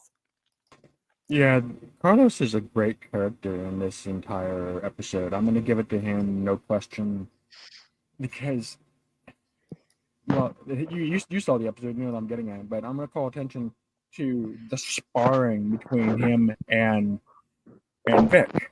Yeah. They're, from beginning to end, they're just jousting against each other the entire time, and it's Yeah. really good stuff. So I don't know anything about acting. So he seems like a good actor to me. You'd be a better commenter on that. The lady perp that we're talking to, Ashley Beta, she's a good character, very manipulative. I kind of appreciated the acting performance. I didn't really like Ashley Beta on that part. I guess I'll just comment on it. Remember last week when you asked what character did you learn something about them this week or this episode? Well, I'm gonna pose that question now, and I'll answer it, and I'll say that's Aceveda. So during that conversation, when they're sparring with each other and with the lady perp, and you can see Aceveda, he kind of starts to let his guard down. He starts to take the bait. He's showing that he's the kind of guy that likes to mix it up. Yeah, he's got maybe it's a machismo thing. I don't know. It's like oh you didn't handle me when I was 21. Why is he even going there? You're a captain. You're a captain in the LAPD, for goodness sakes. You shouldn't be saying anything like that at all. Yeah, because he's got that comeback line where he goes, "Don't be so sure." Yeah, exactly. Yeah, well, amusing as that is, would he really? What is it really professional for him to say that? So we find out he's got some skeletons in his closet later, don't we? So that's right. That's why I said we learned something as well. Yeah. He has already kind of revealed that he's a little bit dodgy as well. He claims he wants to clean up the streets and make everything a bit more safer, but he's got his own agenda, though. He has. He does, I forgot to shout out Davina McFadden, so let me correct that now because her photo isn't on IMDb, but she was great in this episode as a psychic. I thought really well played character. Yes, she plays it very deadpan as well. Like, what else has she been in? She's so familiar to me. Not. I don't think not loads. Because as I said, she's one of the few people on IMDb in this episode who doesn't have a headshot on her. Because I was looking to see who played her. But yeah, you're right. She does look familiar. By the way, oh yeah, I've seen her in Remo, Unarmed and Dangerous. That's what I've seen her in. Oh, okay. What did she charge Dutch for the advice? Well, you don't know. You don't know, do you? Yeah. I like. What was the message? Like, that was buy the candle. Yeah. Yeah. Buy the candle. Buy the candle. Yeah. She's been in quite a few. Do you know what? She's a solid character actress, working since the 80s. Even been in a TV movie of Kojak. But she also was in The Rockford Files, Seinfeld. Oh wow! City of Angels, Stranger Inside, American Tragedy, the Division just before this, and then just after this, Judging Amy, Bernie Mac show. She's been in CSI, Dragnet, Line of Fire, Without a Trace. That was a great show. I did really enjoy that. She did 20 episodes of The Young and the Restless as a recurring character, which is not a show I've watched, but that might be where you've seen her. She did two episodes of VR, which I definitely would have seen her in. Okay. So she's done a lot. I think she might have knocked it on the head because her last acting credit is 2015. So maybe that's why she thought, I don't really need a headshot now. But damn, she'd be good to interview because she's done loads of stuff. So she'd be great to interview. She's a producer as well. So there you go. So she's just producing now. I don't know. She gives a real young Nell Harper vibe. Yeah, I hear you on that. Inside Man, who are you going to give the acting spurs to on this episode? Well, I'm glad that Darth actually You mentioned Acevedo because for me it's actually Acevedo because I'm liking him less and less and less. It's just I just think he's such a slimy, sleazy, awful character. You know that there are Yeah, things going on there that that there yeah, are things bubbling under. We don't just know what his agenda is. He has this this agenda where he has aspirations of greatness.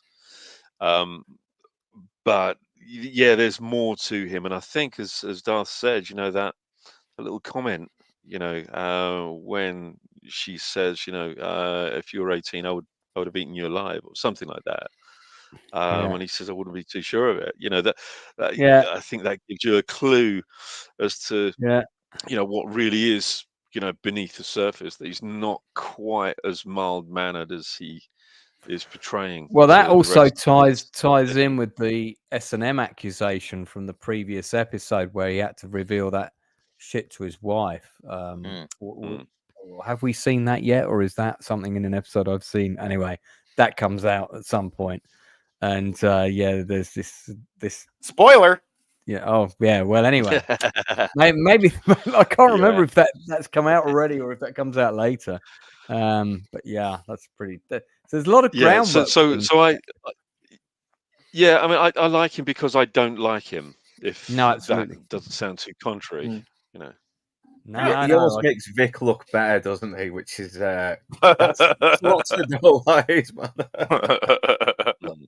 I mean, what's great about him is he thinks of himself as this kind of moral crusader, but what you realize is that he's got, in some ways, he's got less morals than Vic. Vic has a code which he tries to Yeah. live by, albeit he breaks it more and more, bends it more and more. Whereas you Yeah, and realize I that, think there's also a jealousy there, isn't there? I think there's yeah, definitely yeah.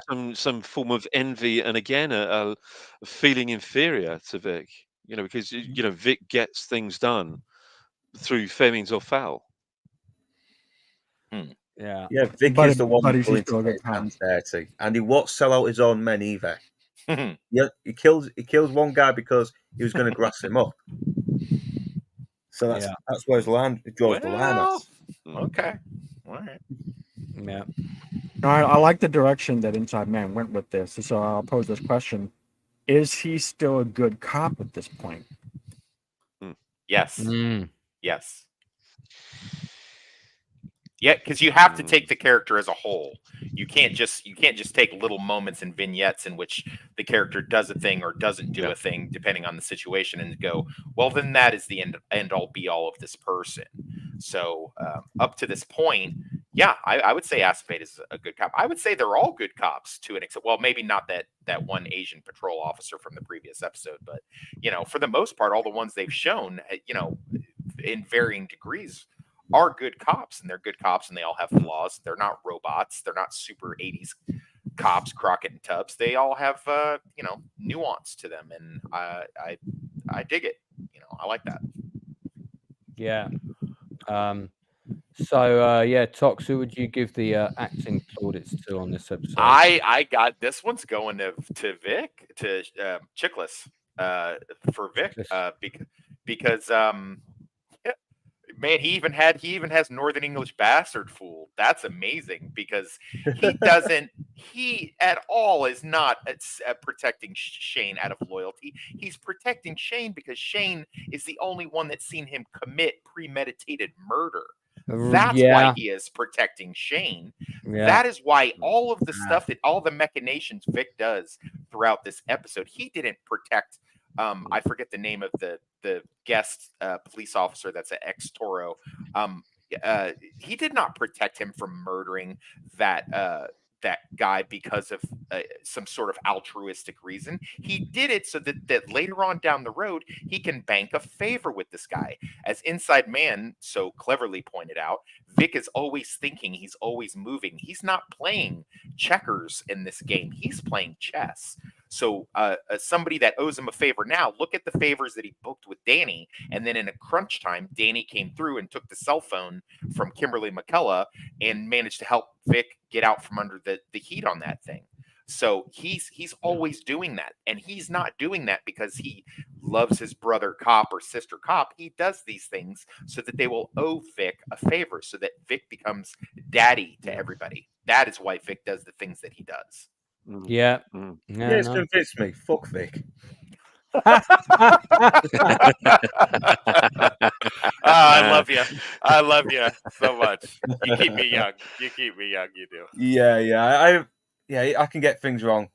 Yeah, that's There's no right or wrong. It's your opinion is just as valid as mine. So yeah.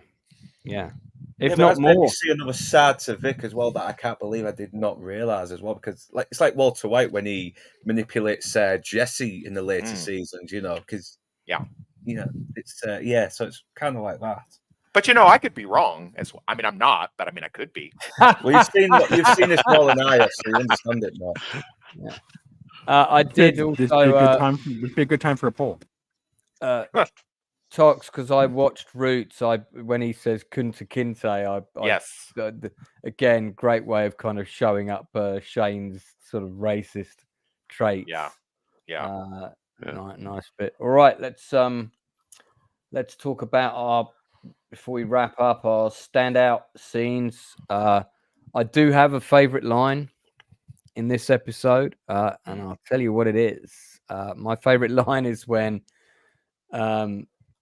Vic is having a go at Shane, and he's like, "You've been a huge pain in the ass to me lately. Should I take a piss on you?"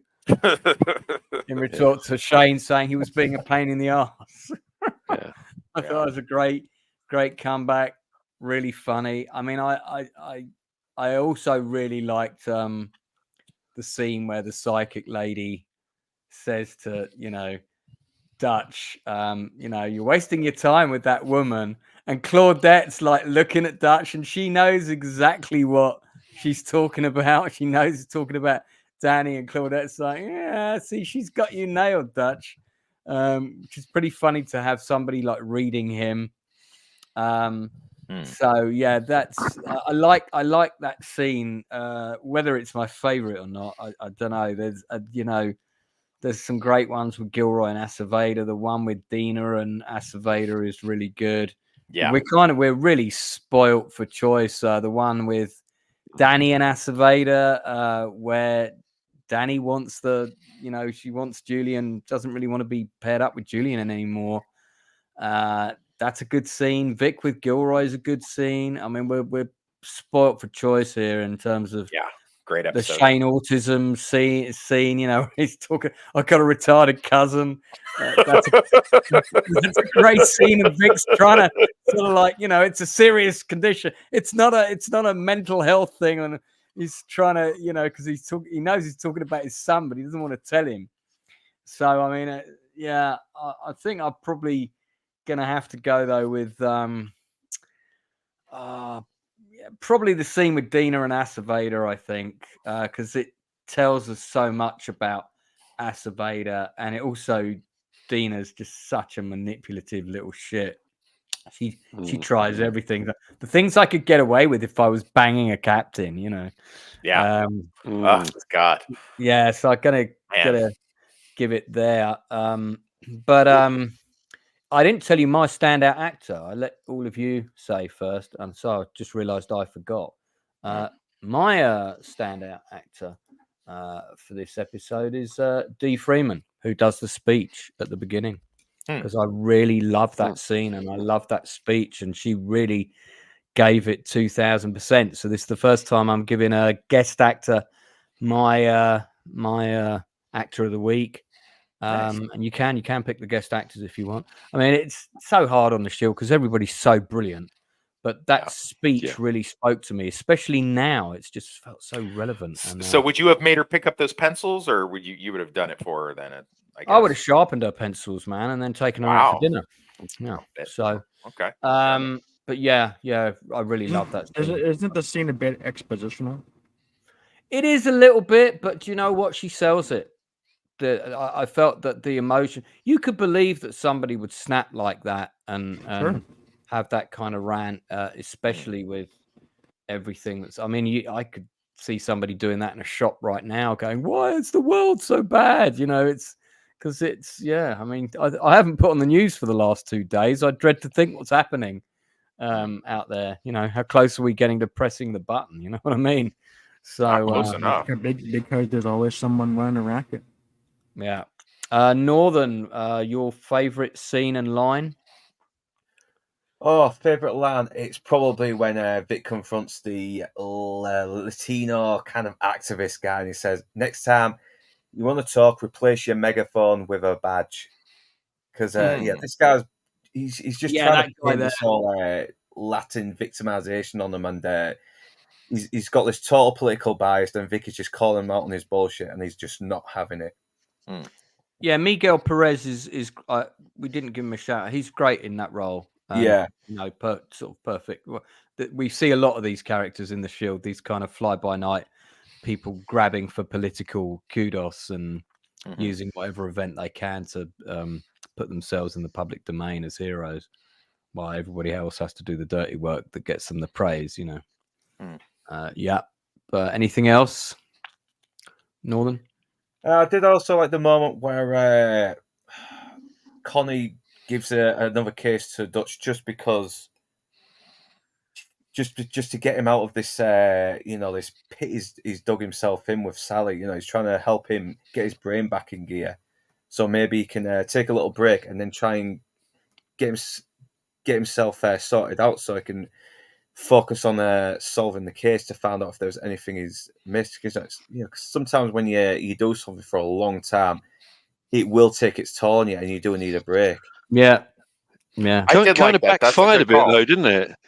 It did kind of backfire though, really, towards the end of that little case. Yeah. But her advice was good. That's I think I said this about her before, is that this is what she should be doing. She should be mentoring these younger detectives because she's got all this skills. The advice was good. He just, the follow through just wasn't. Because it goes to show that she does care about Dutch, despite the fact that she thinks it's a bit of a dick. I mean, they are my 2 favorite characters in the show. Yeah, Dutch. They have got good chemistry, these Dutch and really Claudette. Claudette, call her Connie. Claudette.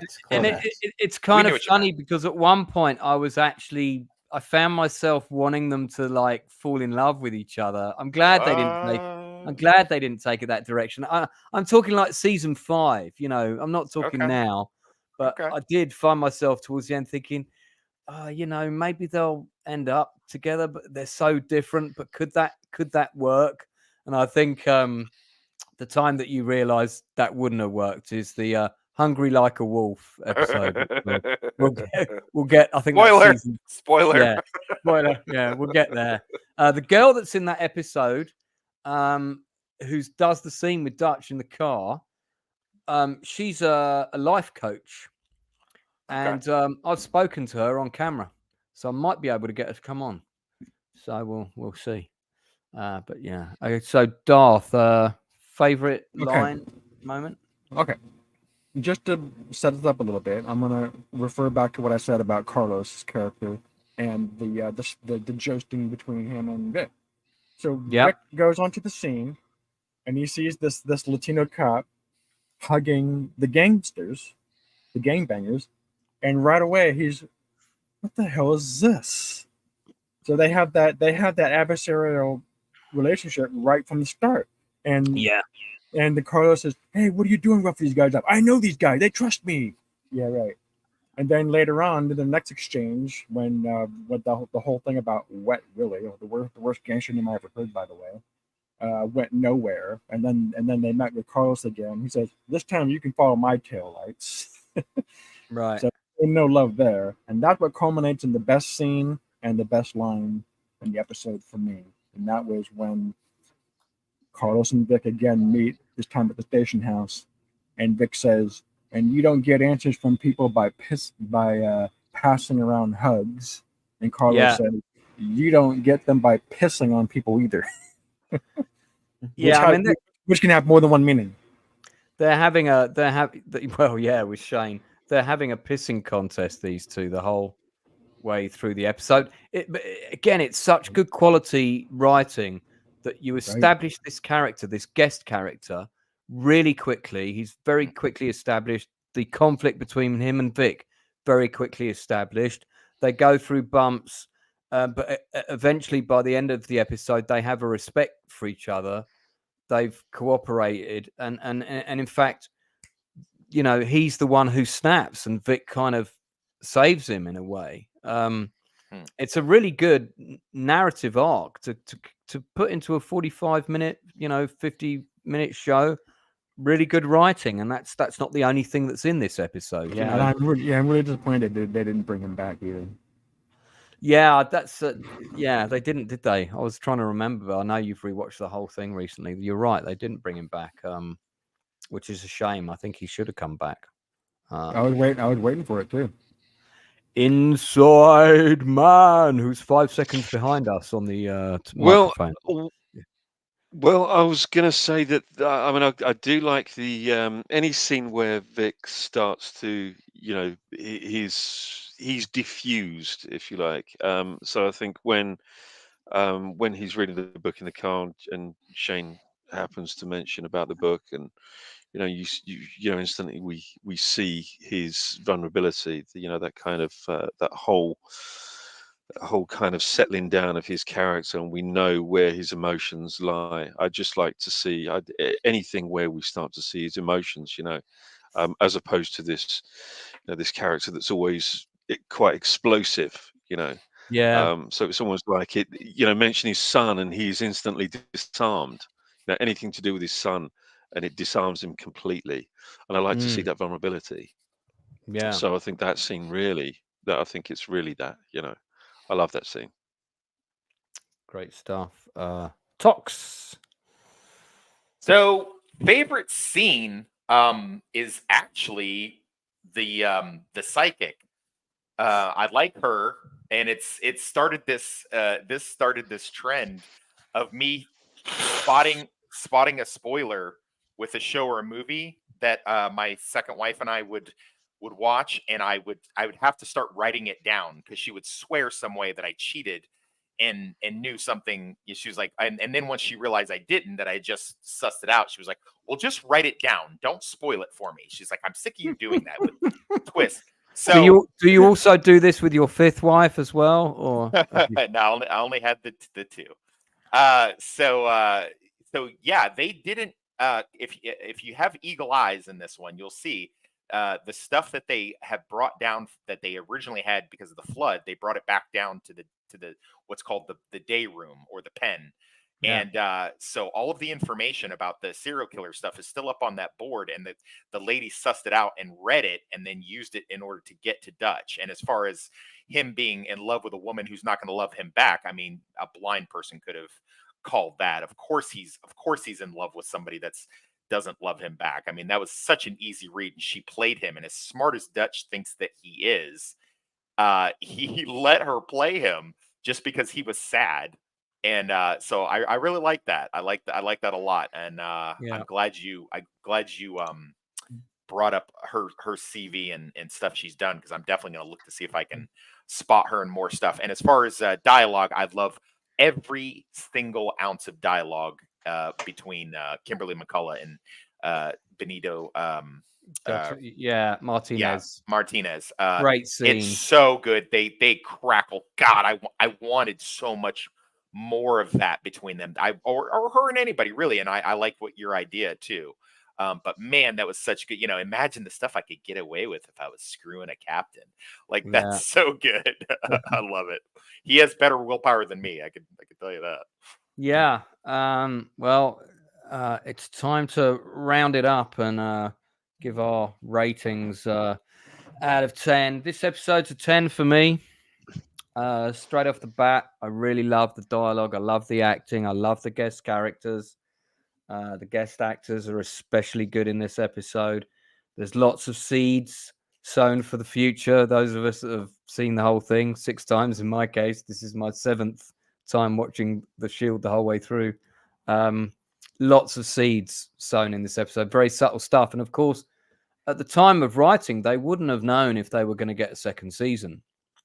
So, it's another way of complementing the writing is they're able to put this stuff in where it will be used and picked up and expanded on in later seasons without it kind of feeling forced or irrelevant in this season, which might have been the first and only season, and it still would have all worked.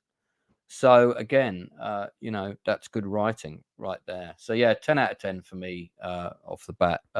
Northern.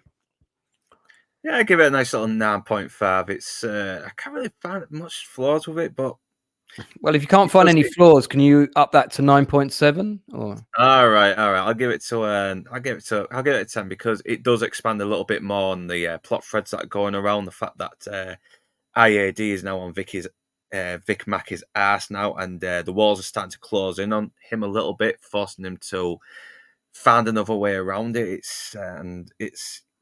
It doesn't really stop. It doesn't hold out on any of the grittiness that's making this so gripping. It's very well written, and it keeps the characters interesting, even though sometimes you don't always like them. But that's the whole point. You aren't supposed to like them, but you aren't supposed to hate them too much either. There's that ambiguity that makes it so interesting. Yeah, agree. Yeah. So Inside Man or Darth, sorry, is next. Darth. 10. 10 for sure. Inside Man. Are you there? Easy 10, an easy 10. Yeah, I'm still here. Can you hear me? Yeah. Gotcha. No, it's right. You've got a lag of about 4 seconds, so it's fine. Oh my God! Oh, what again? Yeah, it's an easy 10, and I've got to be honest. I mean, everything that Northern has just said, I couldn't agree with him more. I mean, that's about as good a way to sum it up as possible. Yeah, totally agree with that. The 10, easy. Okay, good stuff. Yeah. So next, Tox. 10 out of 10. Couldn't agree more. Yeah, I do find the opening scene maybe a little ridiculous, but she does act her ass off in it. So beyond that, this is just like if you were to give me a couple of examples, like, hey man, you want me to watch this show? Give me like a few episodes where it really shows it's firing on all cylinders. This would be one of the ones that I would show somebody who's unfamiliar with the show. Yeah, because it's quite a nice self-contained episode. It is to watch, and you could, you would get a sense of what the show was about, no problem, from this. So I agree. It is a good one to show people. All right. Hey, so I've been seeing some trailers for stuff, predominantly on Instagram, for a show that's coming up, which I believe, I'm not 100% on this, but I believe Michael Chiklis not only is in an episode of this, but I think he directed an episode as well. Shall we have a quick look at it? Is it happening again? Just do what you do. All rise. How does the defendant plead? Sometimes I have big feelings too. You're calling me a racist. You said it, not me. I have to do this. No, you don't. I can't make this right. Man was murdered. You maniac! I'm a normal person, I promise. Has anyone seen season 1 of The Accused? Is that the old BBC program? No. This is an American, same title. I've not seen this one. I've seen the BBC version, but not. So I think this is I think you're right though. I think it is an American adaptation of the British show, and I think it's sort of self-contained crime stories, basically within a 60-minute show. And I follow Michael Chiklis on pretty much every social media possible. Have a team staked outside his house at all times, kind of thing. Nice. So I'm always looking to see what is he doing next, because I always want to watch whatever he's doing. If you're listening, Michael, your work, obviously. And makes me sound like some sort of mad stalker. But yeah, and he's done quite a few plugs for this on his Instagram, and I thought actually this looks pretty good. But I get the impression, I didn't see season 1. I think if it's similar to the British one, it's sort of self-contained crime sort of stories with a bit of a kind of Law and Order vibe. Again, I haven't seen it, so I'm not sure, but I'll certainly be watching this season. I'm assuming these stills are probably from episode 1. These are from 2023. So there's a previous season. I don't know if Michael Chiklis is playing the same character in each season or a different character. Interesting there that, see, I was right. He directed episodes. Marlee Matlin, do you guys remember her from Children of a Lesser God? Wow, yeah. Who won the Oscar, the deaf actress. Yeah, it's good. Yeah, I do, yeah. Great to see she's directing. And then Margot Martindale, now she's a character actress. Oh my God, she's so good. So good. Look up the work. She's the best. She's amazing. The best. She is the best. Americans, Justified. I mean, she's been on some of the greatest TV shows ever made. She has, yeah. And you got Jason Ritter in here, Keith Carradine, Wendell Pierce, of course, from The Wire. Rachel Bilson. I mean, you got some Jack Davenport. You got some, this is a pretty hefty cast. So I'm definitely going to check this out. Maybe we might even do a deep dive on it. Who knows? It looks like a show worth my time. So I'm gonna check out a couple of episodes and see how it is. But I think I'm going to watch season 2 because I don't think it's a follow-on thing. So I think you can pick it up wherever, as I understand it. So one to look out for that's coming out. So let's talk about what we got coming up. So later, it'll be early next month. I have written to quite a lot of people about them coming on. Still waiting for some to get back to me. But one that has, I'm really quite excited about. So I haven't got the date yet, but I think it's going to be kind of early to mid-November, somewhere around that kind of time. I got actress Cindy Pickett coming on. Some of you may recognize her as Ferris Bueller's mother, but I told her I particularly want to talk to her about her time working on America with Chris Christopherson, and it was actually the passing of Chris Christopherson that made me think, I need to. Really, I always wanted to interview Cindy Pickett. Great, solid actress, but in America is where she really got to play a role with a big arc, and she really got to show her spurs. So we're going to be getting into that. So hopefully she'll be on before the end of November. I've had a couple of conversations. I'm still waiting for Sandra Santiago, who said she's up for it. But I was hoping to have had her on by now, who was, of course, in Miami Vice. I first saw her in Beat Street, actually, and followed her career since then. So, so a couple more interviews coming up. I've also got some young creatives coming on, including a DJ. We've got 2 authors coming on. I might be doing that author stream this Thursday because there's no open bar this Thursday, so I don't have to moderate that. So I may have these 2 authors coming on this Thursday, possibly at 9:00. So, and then, of course, we've got the Nielsen ratings on Tuesday. We're going to be reviewing all the latest films and shows and so on. Got a few things to talk about on there. Lots to talk about. Northern, what you got coming up, man? Well, on the 8th is a review on the 20-year anniversary of Man on Fire, Denzel Washington and Dakota Fanning. And it's still a pretty awesome movie. Despite the flickering bloody cinematography, which can get a bit obnoxious, it's still a cool movie. And it's still got that really good, heartbreaking, emotional ending. And on the 10th will be my series of Halloween horror reviews. And second week with Garth Marenghi's Dark Place. I'm trying to do another rewatch with Enzo, Inside Man, and Toxic sometime this week if I can.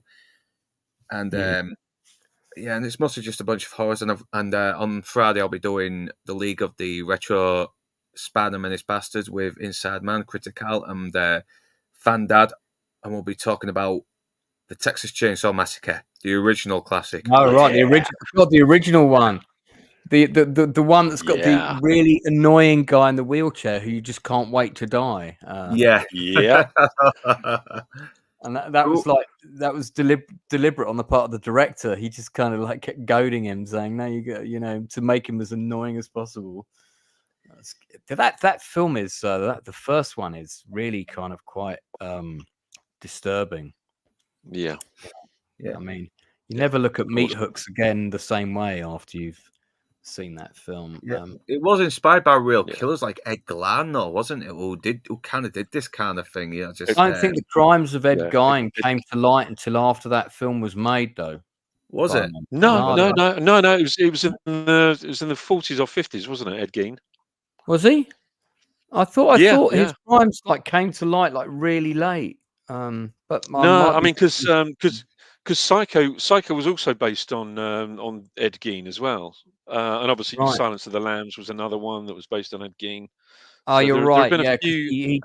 he died in 1984, didn't he? So no, you're right. You know, while I was on the subject of Miami Vice, have you seen the episode that had Michael Chiklis in?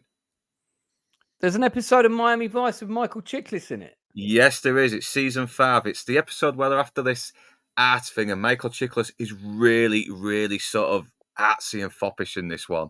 Has he got hair? And he's got thinning hair as well. Right, I've got to see that. I was going to say, by the way, Man on Fire. I love the score for this film, the music. Bow, bow, bow. I love it. It's got a great score. Inside Man, do you want to plug anything? Well, I'm going to be with you on Tuesday. I've got a couple of maybe not necessarily underrated horror films, but certainly underwatched horror films, considering that we're in October now. So I'm on thought I'd that pick a few. Yeah, of course, and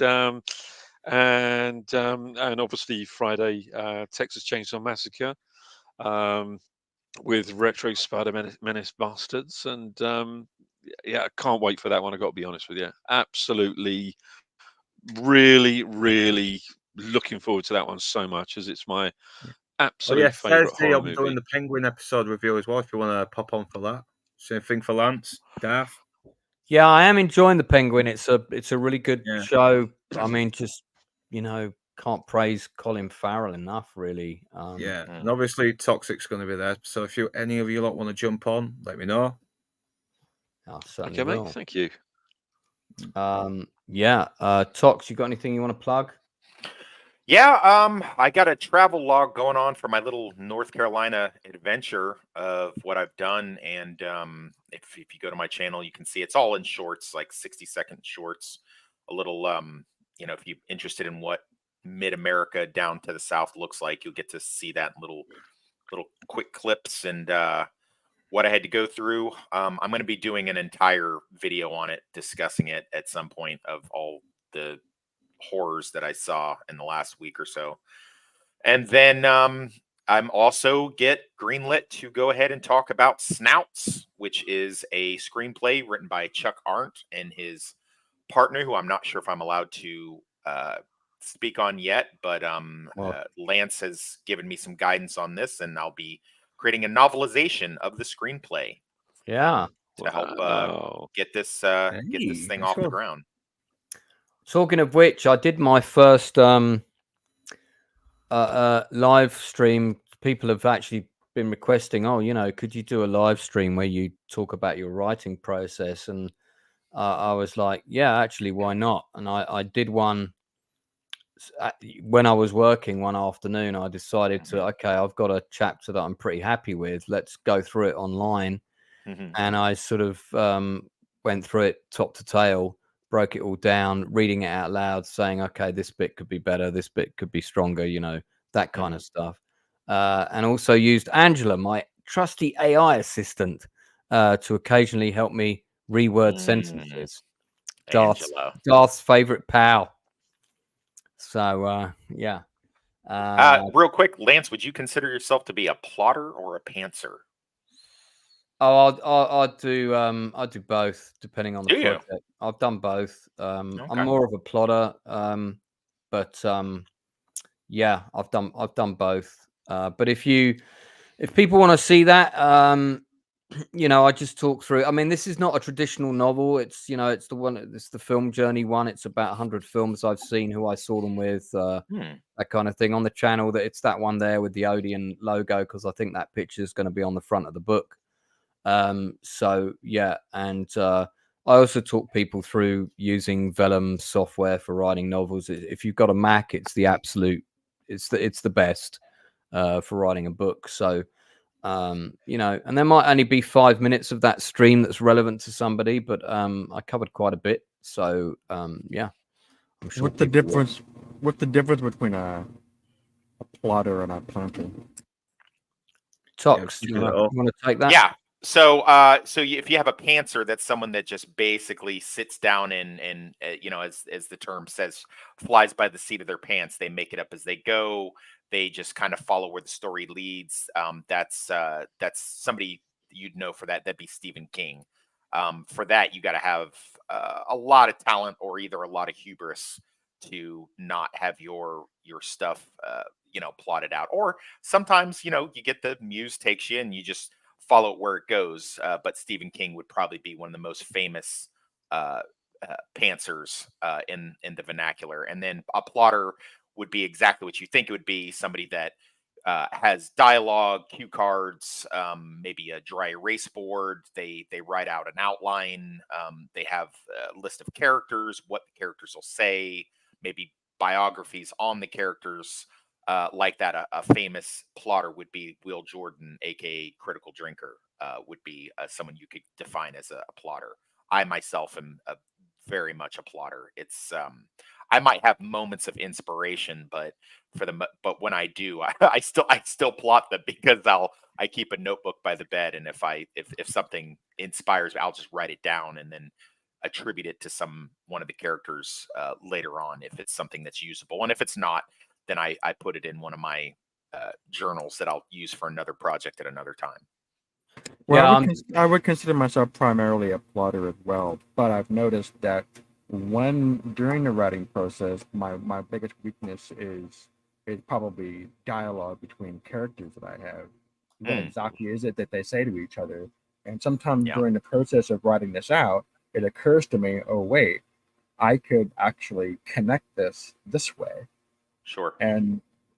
But that's not really something that I plot out in advance. So yeah, I have a pretty good idea where I want to go, but despite that, it's still grown in ways that I didn't anticipate. Yeah, that makes sense. Well, next week we're going to be getting into episodes 8 and 9 of The Shield, of course. We have Cupid and Psycho, episode 8, which is kind of a Shane episode, so that's going to be an interesting one to talk about. And then we have episode 9 next week, which is Throwaway. So yeah, two pretty interesting ones to get into. So going to be a lot of fun. That should be at 8 o'clock next week. So yeah, it just remains me to say thank you to everyone who popped in during the stream. Great to see Halette Louise back in the chat. Nerdly UK, who's urging me to review Oz. Oz is a great show, actually. It is a really good show from the creators of Homicide: Life on the Street. It's set in the same universe. I do like Oz. Do I want to do a detailed review of it? Not to this degree, but I might do like a one-off Chew the Fat special and talk about the whole thing. So yeah, I definitely would do that. But The Shield is probably one of the few shows where I'm prepared to break it down to this detail, because there's just so much to get into about it. Not that there isn't in Oz, but I like the mix of characters in this much more. Yeah. Don't forget to like and subscribe, guys. The good news is I had my 4,000 subscriber stream celebration last Friday week, and during that stream I hit 4,300. I'm now at 4,616. So the 5K celebratory stream hopefully will not be too long in coming. The surge has slowed down a little bit now, but yeah, I just want to say thanks very much to everyone who subscribed. There's lots of interesting content on the channel. I hope you enjoy yourself perusing through.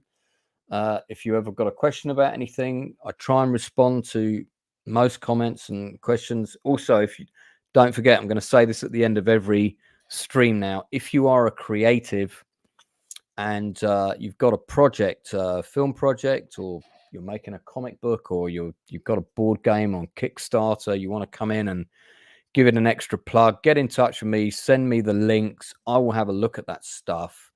And if I like the look of it, I will get into it. I haven't done a review of Rings of Power episode 8. I haven't watched Rings of Power episode 8 because frankly episode 7 made me lose the will to live. So I feel like there are better things I can do with my time. Is that the finale? It was, yeah, and I just don't give a shit, so I haven't watched it. You didn't watch it. I'll watch it with you. Yeah, I'm not looking for someone to watch it with me. I just don't want to watch it. I'm just no interest in seeing it. Full stop. Yeah, I'm saying that because I have something that I'd like to say about the series compared to the Spirit Token. Yeah, I just don't really know if I want to give it any more time. It's such a colossal waste of money, and I just think it's quite disgraceful. It's actually embarrassingly bad. Well, maybe if I decide to go down that road, it's good to know the offer's there. From a film that was made from a TV drama series that was made for, I think, something like £1 billion, to my feature film, which was made for £40,000 and set in Greece. You can find it on the channel. It's called The Journey feature film, starring Jason Fleming. And thanks everyone for tuning in. Here's a taste of it now. I'm going to tell you a story about 3 men. Each one of those men had lost someone, and losing that someone had made them feel like they'd lost everything. At least on this earth, we all will lose the ones we love. That is part of life. Why me? Why did I have to be the one? Why couldn't she just have lived? You don't want to know these things. As you say, they don't concern your country. When you go back, you'll only remember the beauty you see here, and nothing else will really be important. Hector. Let me tell you what happened next. Hello? Contact right!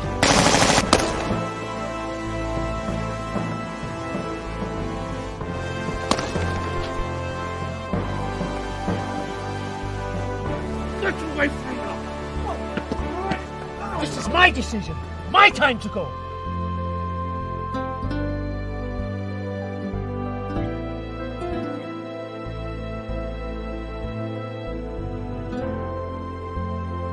When you refer to the past lives, of course you speak of reincarnation. Well, there you go then. Live fast, die young. I don't think anyone ever gets over losing someone. I wish I could stay here forever, but real life beckons, I suppose. What you need to understand about life is that life is not a puzzle to be solved. It's a mystery to be lived. What you've got to decide is, do you want to live it?